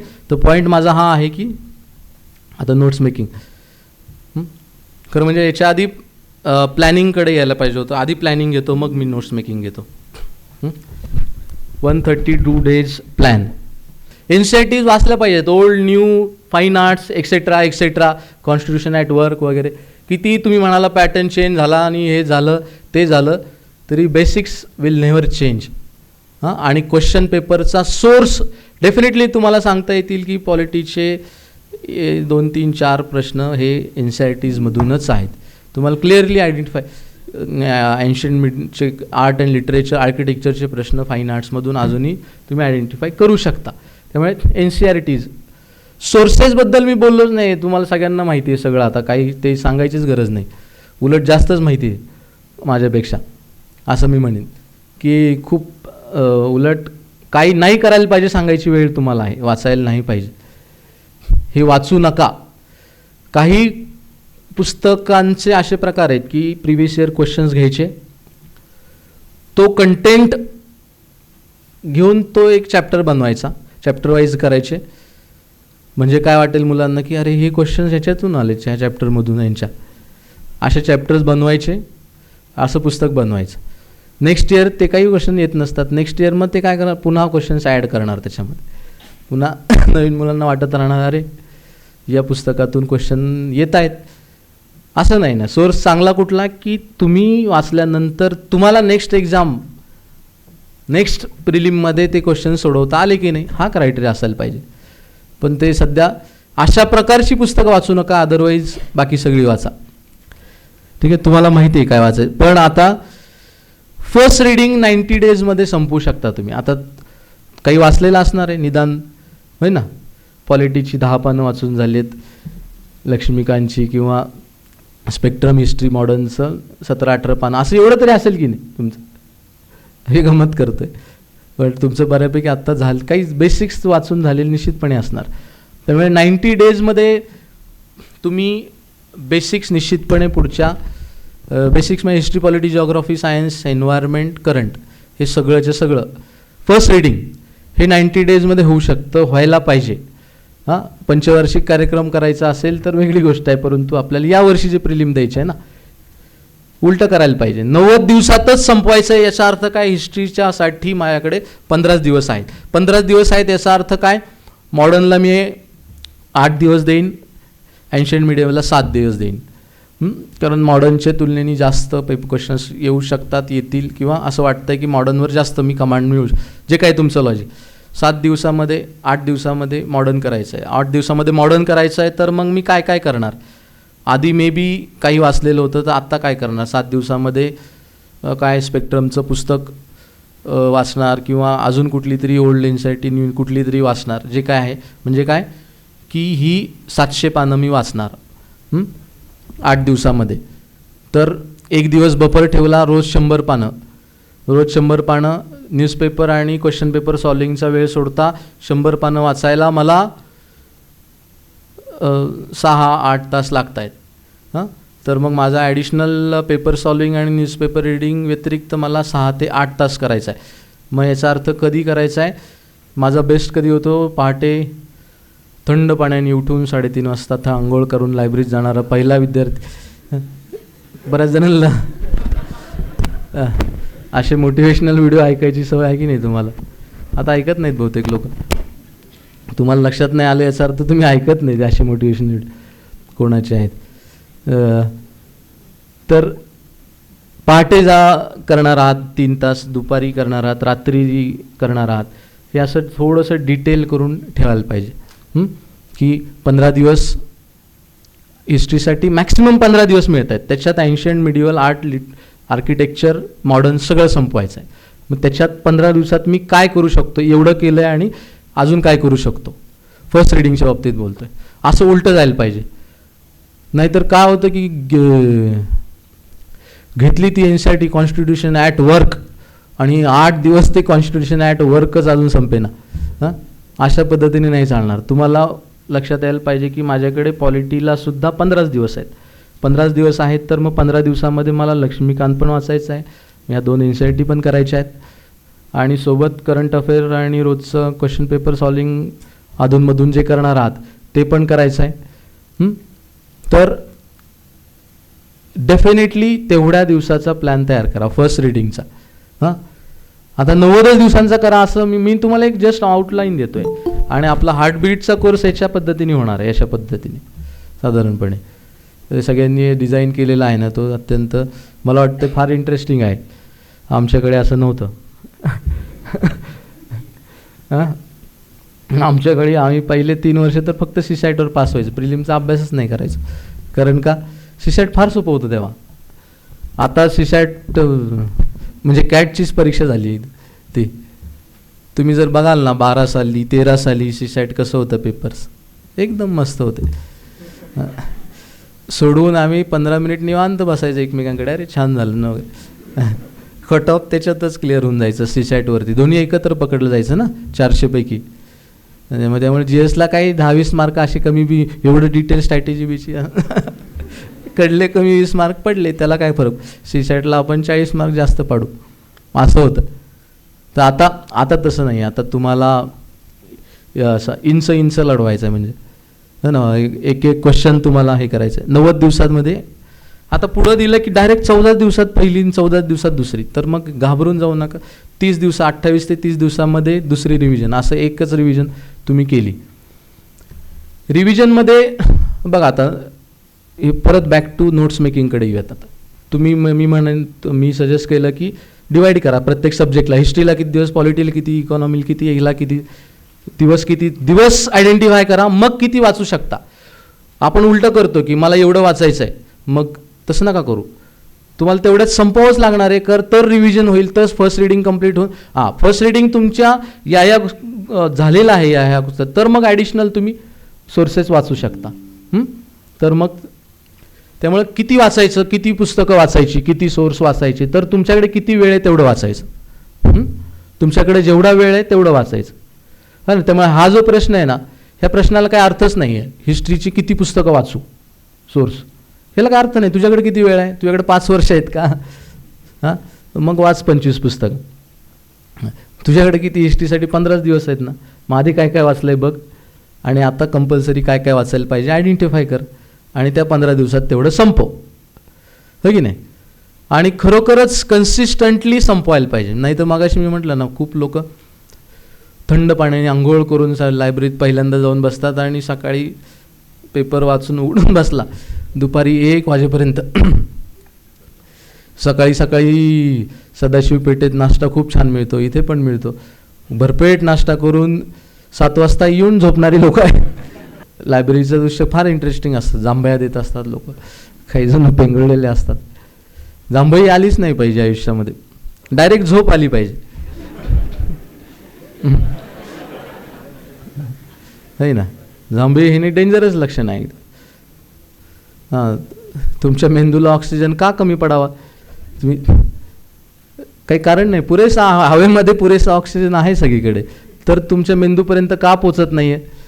हां, याचा अर्थ तुमचं काहीतरी चुकतं आहे कुठंतरी. ते काय चुकतं आहे लक्षात घ्या. अजून एक खूप इंटरेस्टिंग व्हिडिओ होता, पण आता जाऊ द्या. तो रनिंग अँड रीडिंग, विल स्मिथचा व्हिडिओ होता.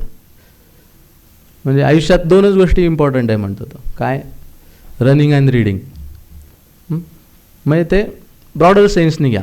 रीडिंग आपला अभ्यास या सेन्सने घ्या, आणि रनिंग हा एक्सरसाइज, मेडिटेशन, योगासनं या अर्थाने घ्या, ठीक आहे ना. ते 2च गोष्टी महत्त्वाच्या आहेत. तर त्याचा एक्सरसाइजची डेफिनेशन फक्त रनिंग अशी आहे, म्हणजे तुमची काय जी काय असेल ती. आणि रीडिंग एवढंच. रीडिंगचं तुम्ही वेगवेगळं पण question paper solving, group discussion, previous year question solving या अर्थाने घ्या. एवढ्या 2च गोष्टी महत्त्वाच्या आहेत, रनिंग अँड रीडिंग. हां, सर म्हणतात रीडिंग नेक्स्ट टू ब्रीदिंग वगैरे. आता ते भरकटायला चाललं आपल्या मुद्द्याकडे येऊयात. तुम्हाला किती वेळ आहे त्याच्यावरून सोर्स आयडेंटिफाय करा आणि तेवढ्या वेळात तेवढे संपवा. That is the planning. हा मुद्दा आहे त्याचा. हां, की तुम्ही असं नका समजू, की असं नका करू की हे टॉपर्सनी हे 5 पुस्तकं सांगितलेत ते वाचलीच पाहिजेत, त्यांनी सांगितलेत तर मग, किंवा तिने सांगितलेत तर वाचलीच पाहिजे ते 5. पण तुमच्याकडे तेवढा वेळ आहे का, नाही आहे ना. तुम्ही रिवाईज करायला तुम्हाला वेळ मिळणार आहे का. आपल्याला 2024लाच द्यायचे आहे. आता मनीषचं ठीक आहे, तो 25ला देत, त्याला वेळच वेळ आहे. त्यामुळे तो ऑलरेडी पॅव्हिलियनमध्ये पण नाही आलेला, तो अजून हॉटेल रूममध्येच आहे.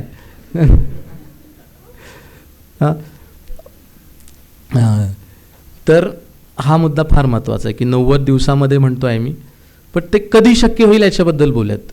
ठीक आहे, तुमचं ठरलं की बाबा पॉलिटीला मला 15 दिवस आहेत, मी लक्ष्मीकांतचे ऑलमोस्ट 60-70% चॅप्टर वाचलेत, काही वाचायचे राहिलेत, पण प्रिलिमला ते वाचले पाहिजेत असं वाटतंय, तर ते वाचले. NCERT कुठल्या राहिलेल्या असतील त्या ज्या 2 मुख्य ज्या आहेत त्या निदान तेवढ्या तरी वाचल्या, आणि मे बी अजून काहीतरी ॲडिशनल वाचलं, मे बी करंटच्या नोट्स असतील पॉलिटीशी संबंधित, मे बी काही आता नवीन काही 3 कायदे आले त्याच्याशी संबंधित काही गोष्टी वाचल्या आयडेंटिफाय करून. तर 15 दिवसात एवढं वाचलं मी. पॉलिटीसाठी एवढा दिला होता, एवढं संपलं. 15 दिवसानंतर सोडून द्यायचं, त्यानंतर पुढचे 15 दिवस पुढचा विषय. ठीक. आता काही जण म्हणतील की मला असं होत नाही, म्हणजे मी एका विषयाशी प्रामाणिक विषयाबद्दल राहू शकत नाही, विषयाबद्दल बोलतोय एका वेळेस मला 2-3 लागतात विषय तर 2-3 विषय लागतात, की म्हणजे सकाळी उठल्या उठल्या मला हिस्ट्री घेतलं की मग मला पॉलिटीकडे अट्रॅक्शन वाढतं, दुपारनंतर तर संध्याकाळी पर्यावरण आवडायला लागतं संध्याकाळच्या 6 नंतर मग छान पर्यावरण वगैरे गोष्टी आवडायला लागतात. असं होतं. तर त्यांनी तसं करावं. विषयांपुरतंच म्हणतोय, विषयांपुरतं. तर बघा, हा एक मुद्दा आहे की कसं करू मी, म्हणजे how to study, when to study, study sequence काय असायला पाहिजे. तर ज्याचा त्यांनी ठरवावा. काही जणांचं एखादं पुस्तक हातात घेतलं की ते संपल्याशिवाय त्याला बरंच वाटत नाही. म्हणजे काय की गेला एखाद दिवशी सकाळी थंड पाण्याने आंघोळ करून लायब्ररीत, की मग ते लक्ष्मीकांत दुसऱ्या दिवशी सकाळी 6 वाजता वाचून झाल्यानंतरच तो बाहेर येतो. तर त्याला तसं झालं तरच बरं वाटतं. हां, असं बकासुरी अभ्यास करणारे आता नाहीत का कोणी? असायचे काही प्राचीन काळी. तर आता अटेन्शन स्पॅन कमी झालेला आहे खूप. मागे म्हणजे मला 10 वर्षातला बदल जर म्हणाल ना, विद्यार्थिनींच्या अभ्यासाच्या पद्धतीतला, अटेन्शन स्पॅन कमी झालेला आहे, बैठक कमी झालेली आहे. आणि उगीचच वाटतं की यूट्यूबवरती व्हिडिओ पाहिले किंवा फेसबुकवरती करंट अफेअर्सचे अपडेट्स पाहिले की तर ते निम्मा वेळ तुम्ही काय करत असता स्वतः विचार करा. इंस्टाग्रामवर UPSCचा अभ्यास करणारी मंडळी आहेत. हां, तर हा बदल मला वाटतो की बाबा तुम्ही आपापला विचार करा. हां, ते फारच हे बोलल्यासारखं होतं आहे. परंतु मुद्द्याकडे येऊयात की तुमच्याकडे जेवढा वेळ आहे त्यानुसार आयडेंटिफाय करून हे करा. कसं करू, म्हणजे एका वेळेस एकच सब्जेक्ट घेऊ का, काय वाटतं रे तुम्हाला, तुमचं मत सांगा. सकाळीच अभ्यास करू, म्हणजे काही जणांचं म्हणणं की पहाटेच केलेला अभ्यास लक्षात राहतो. काही जणांचं म्हणणं की रात्री 10 ते 2 या खेळात केलेला अभ्यास अत्यंत क्रिएटिव्ह असतो. फार मोठी क्रिएटिव्ह लोक रात्रीचंच स्वतःची क्रिएटिव्हिटी जोपासतात. तर मी रात्रीच करतो. काही जणांचं म्हणणं आहे पहाटे थंड पाण्याने उठून आंघोळ केली तरच अभ्यास होतो. काही जणांचं म्हणणं आहे की दुपारी 2 ते 4 जेवण झाल्यानंतर चांगला अभ्यास होतो. तर तुम्हाला काय वाटतं? जर मला तुमच्या सीसॅटच्या वेळामध्ये झोपच येते तर काय करायचं मग? सीसॅटची वेळ तुमची अशी आहे. हां, दुपारी कोण पेपर ठेवतं का? जेवल्यानंतर झोपायची वेळ असते. सदाशिव पेठेत लोक दुपारी झोपतात.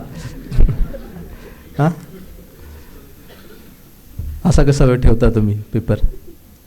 तर पॉईंट हा आहे की हे महत्त्वाचंच नाही आहे की तुमचा अभ्यास कधी होतो आहे. मी एवढा तुम्हाला विचार करायला वेळ दिला यासाठी की अजिबात महत्त्वाचं नाही की तुमचं पहाटे होतो आहे अभ्यास, का रात्रीचा होतो आहे, का दुपारी जेवल्यानंतरचे 2 तासात छान होतो आहे. हां, असं कोणी असेल तर मला भेटा नंतर. तर कधी होतो आहे हे अजिबात महत्त्वाचं नाही, कसा होतो आहे हे महत्त्वाचं, बरोबर की नाही? त्यामुळे अभ्यास कधी करू हा तर एकदम इरिलेव्हंट प्रश्न आहे. तुझा कधी होतो आहे, तुझा कधी चांगला होतो आहे तर तेव्हा करा. फक्त एवढंच की ते पथ्य पाळा. सकाळी 9:30 ते 11:30 झोपू नका. आणि दुपारी काय जो सीसॅटचं किती आता 3 ते 5 आहे ना, का बदलला? सीसॅटची जी वेळ असेल 3 ते 5, तुम्हालाही माहीत नाही, चांगलं आहे मग. 3 ते 5, 2:30 ते 4:30. हो, प्राचीन काळी 3 ते 5 होता बहुतेक. तर 9:30 ते 11:30 आहे ना GS, ते नाही बदललं. आणि 2:30 ते 4:30 एवढ्या वेळात झोपू नका. काहीतरी करत राहा, म्हणजे अभ्यास करत राहा काहीतरी, किंवा क्वेश्चन्स सॉल्व करता आले. आयडियली तुम्ही GSचा पेपर 9:30 ते 11:30 ते मेंदूला इन्स्ट्रक्शन बरोबर जातं. पण ते शेवटच्या 8 दिवसात करून उपयोग नाही बरं. ते इन्स्ट्रक्शन जायला किमान 6 आठवडे ते 8 आठवडे झाले पाहिजेत, तो मेंदू तसा तयार व्हायला. त्यामुळं इथून पुढं त्या सीसॅटच्या वेळात झोपू नका आणि सकाळी 9:30 ते 11:30 सुद्धा एकदम फ्रेश राहा. क्वेश्चन्स सोडवले पाहिजेत असं नाही, परंतु हे अदरवाईज बाकी तुमचा जेवढ्या वेळात अभ्यास होतोय तेवढा करा, त्या वेळात करा. कसा होतोय ते महत्त्वाचं आहे. रात्री चांगला होतोय, रात्री 10 ते 2 करा. पण मग म्हणून दुपारी झोप नाही आली पाहिजे मग, किंवा मग रात्री 10 ते 2 करताय आणि 10 वाजता उठताय सकाळी. म्हणजे पेपरच्या किमान 1.5 तास आधी उठलं पाहिजे तुम्ही. 1.5 तास ते तुम्ही नॉर्मल मेंदूचं स्थिती संपूर्णपणे नॉर्मलायझेशनकडे यायला 1.5 तास आवश्यक असतो. त्यामुळे पेपरच्या आधी तुम्ही 1.5 तास तरी उठलं पाहिजे किमान. त्यामुळे रोज पण तसंच उठलं तर 8पर्यंत उठलं तरी काय हरकत नाही. तर कधी करायचा ह्याच्यावर काय आणि कसा करायचा म्हणजे सिक्वेन्स कसा असायला पाहिजे. एखाद्याचं मी मगाशी म्हटलं की एकच विषय घेतला आणि त्याच्याशीच प्रामाणिक राहून तो पूर्ण केला. एखाद्याला वाटतं की नाही बाबा एक सकाळी दुपारी संध्याकाळी असं करायचं आहे. ठीक आहे, तसं करा तुम्ही. पण मग तसं करताना तुमचा जो प्लॅन आहे ना तो परत first reading 90 days around complete करणे असाच असला पाहिजे. तसं करता करता तुमचं चालूच आहे. रोज सकाळी हिस्ट्री घेत आहे, दुपारी पॉलिटी घेत आहे, संध्याकाळी एन्व्हायरमेंट घेत आहे. असं 2 महिने असंच चालू आहे. असं तर नाही चालणार ना. तुमचा तो 90 days प्लॅन मग तसा बसवायला पाहिजे तुम्ही. तसं होत असेल तुमचं तर व्हेरी गुड. असं अजिबात गरजेचं नाही आहे की तुम्ही सलग 8 दिवसात तो एक सब्जेक्ट घेतला आणि तो तसा संपवला. असं अजिबात नाही आहे गरजेचं. तुमचा जसा सिक्वेन्स तुम्ही तुमच्या मेंदूनुसार ठरवू शकता. उलट मी तर असं सजेस्ट करीन की जे करतो ना आपण की आज हिस्ट्रीचं वाचलं, लगेच हिस्ट्रीचंच क्वेश्चन पेपर सोडवला. मग असं करू नका. ते मेमरी बेस्ड अप्रोच डेव्हलप होणार फक्त. उलट जाऊ द्या, दुसरा काहीतरी 2 दिवस वेगळा अभ्यास करा, मग हिस्ट्रीचा पेपर सोडवा. जेणेकरून असं माझं ओपिनियन आहे बघ, हे सगळं माझंच ओपिनियन सांगतोय ते. परंतु हे स्पेसिफिकली सांगण्याचा उद्देश की तुमचा विचार करा. हे सगळ्याच बाबतीत खरं आहे. अख्खं lecture viewers description is requested. Listeners की तुमचं डिस्क्रिप्शन वापरा, हे सगळं मी सांगतो आहे. त्यामुळे तुम्ही असंच केलं पाहिजे असं नाही. परंतु 90 days म्हणजे फर्स्ट रीडिंगचा किती टाईम ठेवला आहे तुम्ही तेवढ्या काळामध्ये तुमचं तेवढं संपलं पाहिजे, एवढं मात्र निश्चितपणे. नोट्स मेकिंगकडे येऊयात. आता मगाशी मी जे सांगितलं होतं 14 दिवसात या सगळ्यांनी हार्टबीटचं पण प्लॅनिंग तसंच केलेलं आहे. हार्टबीट सगळ्यांनी लावला ना. का मी म्हणतोय माहिती आहे का, यांनी खूप छान इंटरेस्टिंग डिझाईन केला होता. आमच्याकडे असं नव्हतं. असे कोर्सेस अवेलेबल नव्हते दुर्दैवाने अशा पद्धतीचे. किंवा ऑनलाईन पण किती छान तुम्हाला सगळं कोणी सांगत असतं, असंही फार नव्हतं काही. एकतर यूट्यूबवर व्हिडिओ टाकायची अशी काही फॅशन तेव्हा नव्हतीच म्हणजे फारशी.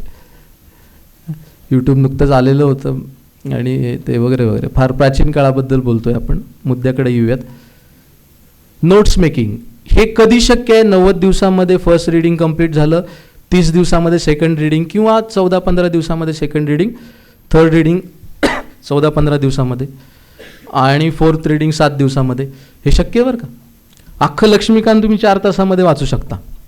नंतर तर मग 7व्या-8व्यांदा वाचल्यानंतर 2 तासात पण व्हायला लागलं होतं.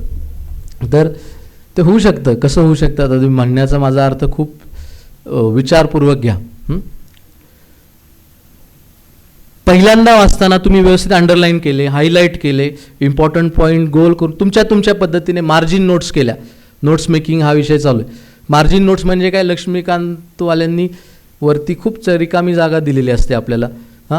तिथं कोणाला जगाला उद्देशून संदेश किंवा कोणाला तरी उद्देशून काहीतरी कविता लिहायला नाही. ते आपलं ते जे पान जे आहे ना त्या पानावरचं जे जिस्ट वरती लिहायचं आहे त्याच्यावरचं, किंवा खाली पण थोडी जागा आहे. म्हणजे पूर्ण पेजमधलं सगळा तेवढं वाचलं की तो पेजचं तुम्हाला सगळा फीलच आला पाहिजे.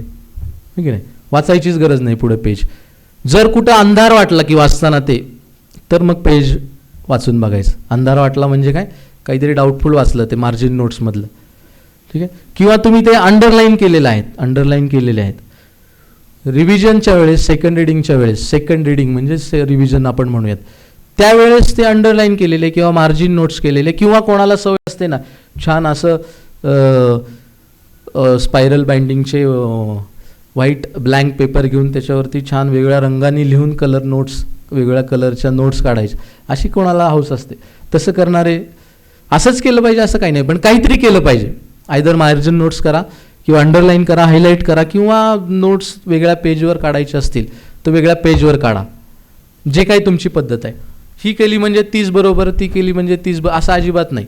तुम्हाला ते केल्याने रिप्रोड्यूस होतं आहे, कशाने रिप्रोड्यूस होतं आहे, काय केल्याने ते आयडेंटिफाय करा आणि ते करा. फक्त हाताची घडी नाकात बोट घालून असं बघत बसले, ह्याला वाचन म्हणायचं नाही बरं, अजिबात तसं करायचं नाही. ते अंडरलाईन केलं पाहिजे, तुम्ही हायलाईट केलं पाहिजे, मार्जिन नोट्स काढल्या पाहिजेत आयदर किंवा नोट्स काढल्या, अशाच पद्धतीने वाचायला पाहिजे. हां, असं एकटक बघत बसतात पेजकडे लोक, कुठे बघत असतात त्या पेजच्या थ्रू काय माहिती. त्यामुळं अशी गडबड नाही करायची. वाचायचं कसं, वाचताना कुठे बघायचं फार महत्त्वाचं असतं आयुष्यामध्ये. तो वाचताना तर फार महत्त्वाचं असतं. तुमचा आय स्पॅन, एक शब्द बघणार आहे एका वेळेस का, एक ओळ बघणार आहे एका वेळेस का, एका वेळेस एक पॅराग्राफ बघणार. तुम्ही म्हणाल एका वेळेस एकच शब्द बघायचा ना, तसं नाही, तुम्ही बघू शकता अख्खं. हां, तशी दृष्टी तयार होऊ शकते निश्चितपणे. तर ते रीडिंग स्पीडचा तुमचा भाग आहे. परंतु वाचताना अंडरलाईन करणे, हायलाईट करणे, मार्क करणे, मार्जिन नोट्स काढणे किंवा फुल फ्लेज नोट्स काढणे असं करा. पण काय होतं, माणसाचं मन फार भोळं असतं, भाबडं असतं. नोट्स काढायला निघतात, वेगवेगळे 4 पेन घेतलेले असतात, लक्ष्मीकांत समोर असतं, लक्ष्मीकांतची 10 पानं. हां, काय म्हणतोय मी, माणसाचं मन फार भोळं भाबडं असतं.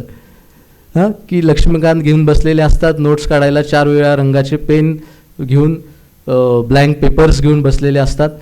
लक्ष्मीकांतची 10 पानं वाचून होतात, नोट्स 25 पानांच्या होतात. हां हां, होतं की नाही. म्हणून म्हटलं माणसाचं मन फार भाबडं असतं, सगळंच महत्त्वाचं वाटायला लागतं.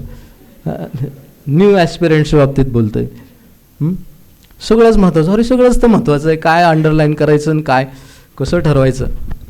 हां, तर तसं नाही. थंब रूल सांगतो तुम्हाला. लक्ष्मीकांतची 10 पानं, तर त्याचं 2 पान पाठपोट, 1 पान म्हणजे 2 पानं फार झाली, 1 किंवा 2 पानं. लक्ष्मीकांतची 10 पानं म्हणजे जर नोट्स प्रॉपर काढत असाल, मार्जिन काढत असाल तर ते मार्जिनमध्येच पुरेल एवढं. आणि अत्यंत आळशी आमच्यासारखी लोक फक्त अंडरलाईन करणारी, मग प्रत्येक रीडिंगला मग वेगवेगळ्या हायलायटर, वेगवेगळ्या रंगाने हायलाईट करायचं. नंतर बघताना अरे आपण एवढं वेळ वाचलं आहे का असं लक्षात येतं. मग प्रत्येक वेळेस वेगवेगळा रंग वापरून. तर मग मुद्दा काय आहे की तसं नाही केलं तर तुमची रिव्हिजन मग होणार नाही. 15 दिवसात 30 दिवसात जे म्हणतोय तुम्ही, आता तुम्ही ठरवा 30 दिवसात रिव्हिजन करायची का 15-15 दिवसाच्या 2 करायच्या, तुमचं तुम्ही ठरवा. तर दोन्ही पॉसिबिलिटीज आहेत. पण एवढं नक्की की 90 दिवसात फर्स्ट रीडिंग संपवा आणि 30 दिवसामध्ये किमान सेकंड रीडिंग, किंवा 15-15 दिवसामध्ये सेकंड थर्ड रीडिंग, हे निश्चितपणे ते कधी होईल ते मी सांगताना सांगितलं की नोट्स मेकिंग, की तुम्ही आयदर हायलाईट करा, अंडरलाईन करा, किंवा मार्जिन नोट्स काढा, किंवा प्रॉपर नोट्स काढा. ते केल्याने काय होईल की तुम्ही नेक्स्ट रिव्हिजनच्या वेळेस तेवढंच वाचल्यानंतर तुम्हाला पूर्ण परत मेमरीमध्ये सगळा फ्लॅशबॅक आणि सगळं सर्किट्स कंप्लीट होतील.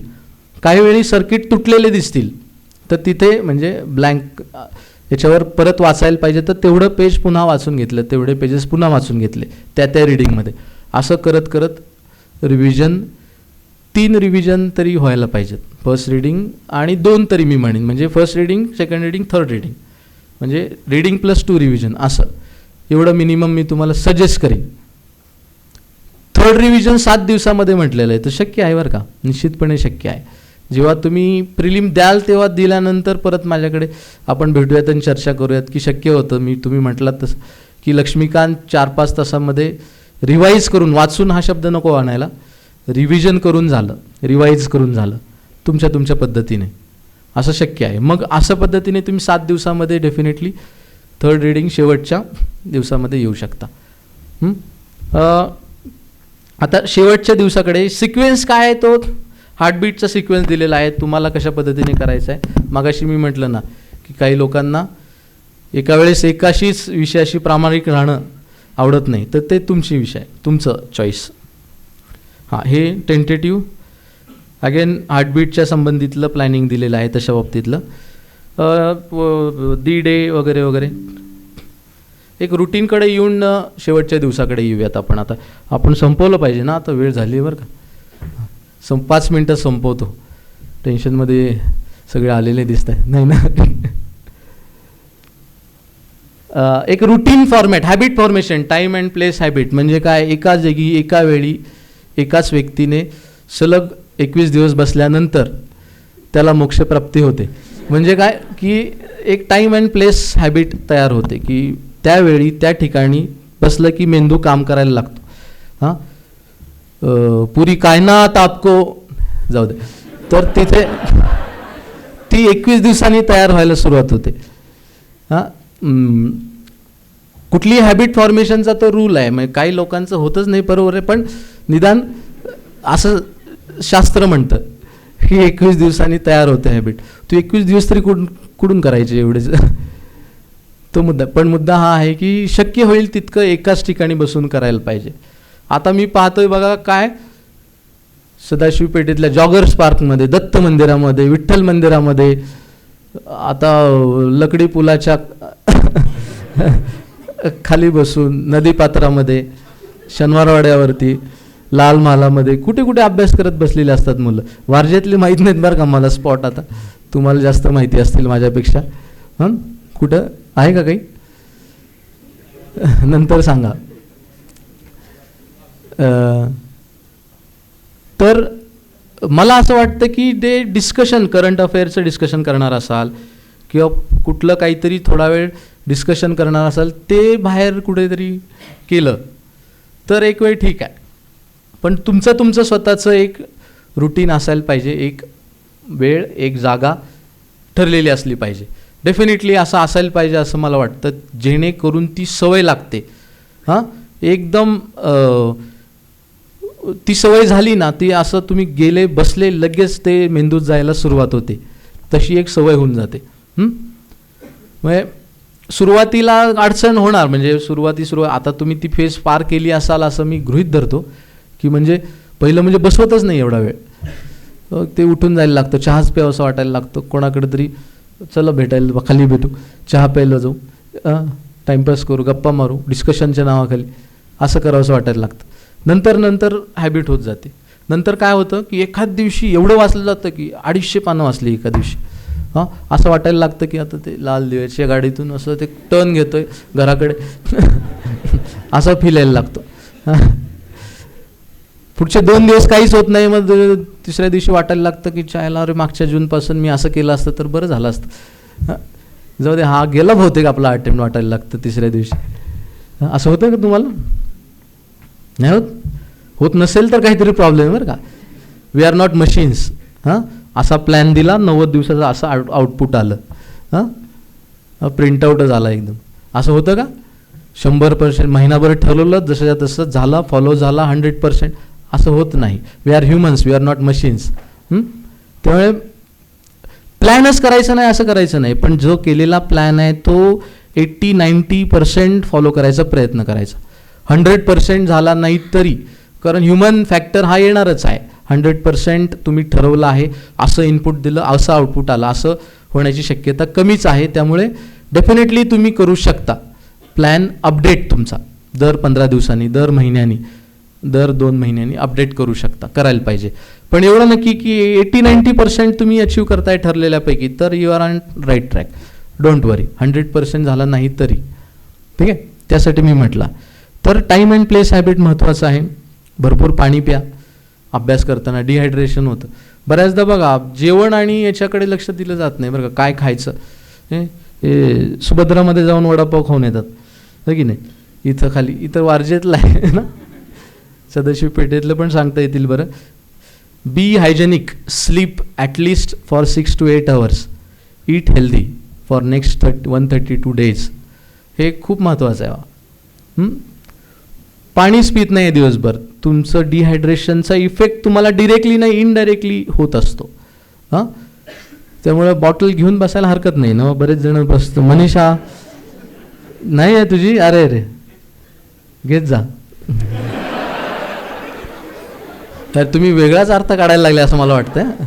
असं नाही, मी पाण्याबद्दलच बोलत होतो बरं. तुम्ही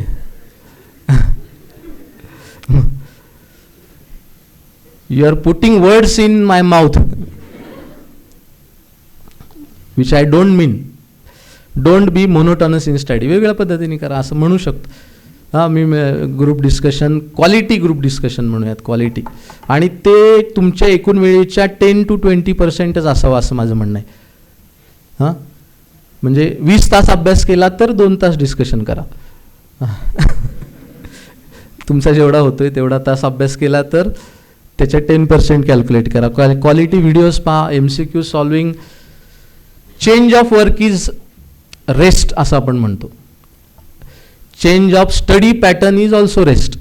वेगळ्या पद्धतीने अभ्यास करणे is also rest. So think about it. Meditate at least for एक छान नुसतं बसून राहा एका वज्रासनात किंवा मांडी घालून छान बसले, 5 मिनिट फक्त ध्यान केलं, काही नाही, श्वासावर लक्ष केंद्रित केलं, आलेला विचार येऊ द्यायचा, गेलेला विचार जाऊ द्यायचा, फक्त श्वासावर लक्ष केंद्रित करायचं. प्राणायाम करू शकता, अनुलोम विलोम करू शकता, प्राणायामाचे विविध प्रकार करू शकता, तुम्हाला जे सूट होतं आहे ते. साधं सोपं सुटसुटीत एखादं करा. योगासनं करू शकता, सूर्यनमस्कार करू शकता. हां, जिममध्ये जाऊन 2 तास घालवलंच पाहिजे असं काही नाही. म्हणजे जात असाल तर वेल अँड गुड, निश्चितपणे. जर रेग्युलर असाल तुम्ही तर व्हेरी गुड. करत असाल तर पण त्याच्यात 4 तास नका घालू, आणि त्याच्याने अंग दुखतं म्हणून दिवस नका घालू. Avoid distractions. हां, आता यू आर गोईंग, म्हणजे येणार आहेत डिस्ट्रॅक्शन्स, तो येणार आहेत, आणि ते पास झाल्यानंतर करूयात असं मनाला सांगायचं. जे काय वाटतं ना डिस्ट्रॅक्शन, फिरायला जायचं आहे, लक्षद्वीपला जायचं आहे किंवा कोणासोबत तरी जायचं आहे, हां, तर ते सगळे डिस्ट्रॅक्शन्स आहेत ना, तुम्ही पास झाल्यानंतर करूयात यासाठी ठेवा बाजूला. ठीक आहे. Avoid distractions. Have a mental peace. पण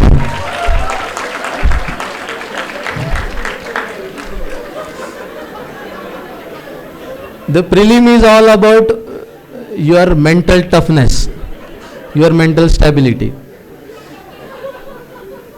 आणि तुमचं सक्सेस तुमच्या मेंटल स्टॅबिलिटीवरती डिपेंड आहे. सदर इसमाच्या बाबतीमध्ये आपण असं म्हणूयात की अत्यंत तत्वज्ञान सांगणारे, अत्यंत ज्येष्ठ तत्वज्ञ असलेले यांच्याकडून तुम्ही मेंटल पीसबद्दल प्रिव्हियस डे, तर मेंदूला घाम येईल असा अभ्यास करू नका आदल्या दिवशी. म्हणजे मेंदूला घाम आला अक्षरशः, तो प्रिलिमचा पेपर झाल्यानंतर आला पाहिजे मेंदूला घाम. हां, आदल्या दिवशी येऊन उपयोग आहे का? एक्झॉस्ट झालेत, 12 तास 14 तास झोपत नाही आहे, असं नका करू. पण मग अभ्यासच करायचा नाही असं माझं ओपिनियन नाही आहे. 9:30 ते 11:30, 2:30 ते 4:30 एवढ्या वेळात काहीतरी करा, चालत बसा, स्कॅन करा, पुस्तकं काहीतरी पॉलिटीचे आर्टिकल्स बघत बसलो, फंडामेंटल ड्युटीज वगैरे, हलके फुलके सब्जेक्ट्स बघा जे तुम्हाला आवडतात, जेणेकरून मूड फ्रेश राहील. हो की नाही? कम्प्लिटली आराम वेड्यासारखे बसून काय होणार, ते नुसताच बसून राहिला. हां, तर आदल्या दिवशी, आदल्या 2-3 आठवडाभर आदल्या खूप चांगली झोप घ्या. म्हणजे विशेषतः आदल्या दिवशी तर चांगलं झोपा, जेणेकरून तुम्ही मेंटली आणि फिजिकली एकदम फ्रेश असला पाहिजेत आणि एकदम 200% तुम्हाला देता यायला पाहिजे त्यावेळेस. इनव्हिक्टस नावाचा मूवी आहे, पास झाल्यानंतर पहा. मॉर्गन फ्रीमन आणि मॅट डेमन. तर इनव्हिक्टस नावाचा दक्षिण आफ्रिकेच्या ते वर्णसंघर्ष आणि त्याच्यावरचा एक पिक्चर आहे. त्याचा जो रग्बी टीमचा कॅप्टन असतो मॅट डेमन, आणि ते फायनलपर्यंत पोचलेले असतात. आणि नेल्सन मंडेलांचं रग्बीद्वारे देशाला एकत्र आणायचं, कारण रग्बी टीममध्ये काळे गोरे दोन्ही, ब्लॅक व्हाईट दोन्ही आहेत, आणि खेळ देशाला एकत्र आणू शकतो. आणि त्यांचा विचार होता की आपण जर जिंकलो तर आपण देशामध्ये एक वेगळी ऊर्जा निर्माण होईल. तर फायनलच्या आधी त्याला भेटायला गेले, त्याला भेटायला बोलवलं प्राईम मिनिस्टरनी. ते पण गेले होते, पण भेटायला गेल्याचा सीन सांगतोय तुम्हाला. कॅप्टन भेटायला गेला रग्बी टीमचा, त्याची विचारपूस झाली, चहा पाणी. नंतर त्यांनी विचारलं की सगळे ठीक आहेत ना तुमच्या टीममधले, सगळे फिट आहेत ना? फिट प्रेसिडेंट विचारतायत, फिट आहेत ना? तर म्हटलं हां आहेत, ठीक आहेत म्हटलं. तर मी वाचलं म्हणे पेपरमध्ये अच्छा की याला काहीतरी इंजुरी झाली, याला काहीतरी हे झालं आहे. मग तो हसतो आणि म्हणतो की तर म्हणे की ह्या इंजुरीज तर होतच राहतात म्हणे, फील्डवरती आम्ही खेळतो, काहीतरी होतच राहतं म्हणे, इंजुरीज होत राहतात, पण फायनल गेममध्ये आम्ही आमचं 200% देणार, इंजर असो किंवा नसो, जे असेल ते. हे लक्षात ठेवायचं की काही असो ते फायनल गेममध्ये तुमचं 200% देता आलं पाहिजे. आणि ते 200% देता येण्यासाठी माझ्याकडून तुम्हाला खूप खूप खूप शुभेच्छा. आणि सगळेजण हे सांगून झालं, सगळेजण प्रिलिम पास होतील अशी मी आशा करतो. आणि हे सेशन तुम्हाला उपयुक्त वाटलं असेल असं पण स्वतःलाच सांगतो. आणि सगळेजण प्रिलिम छानपैकी द्याल असं मी सांगतो आणि थांबूयात. ठीक आहे, थँक्यू.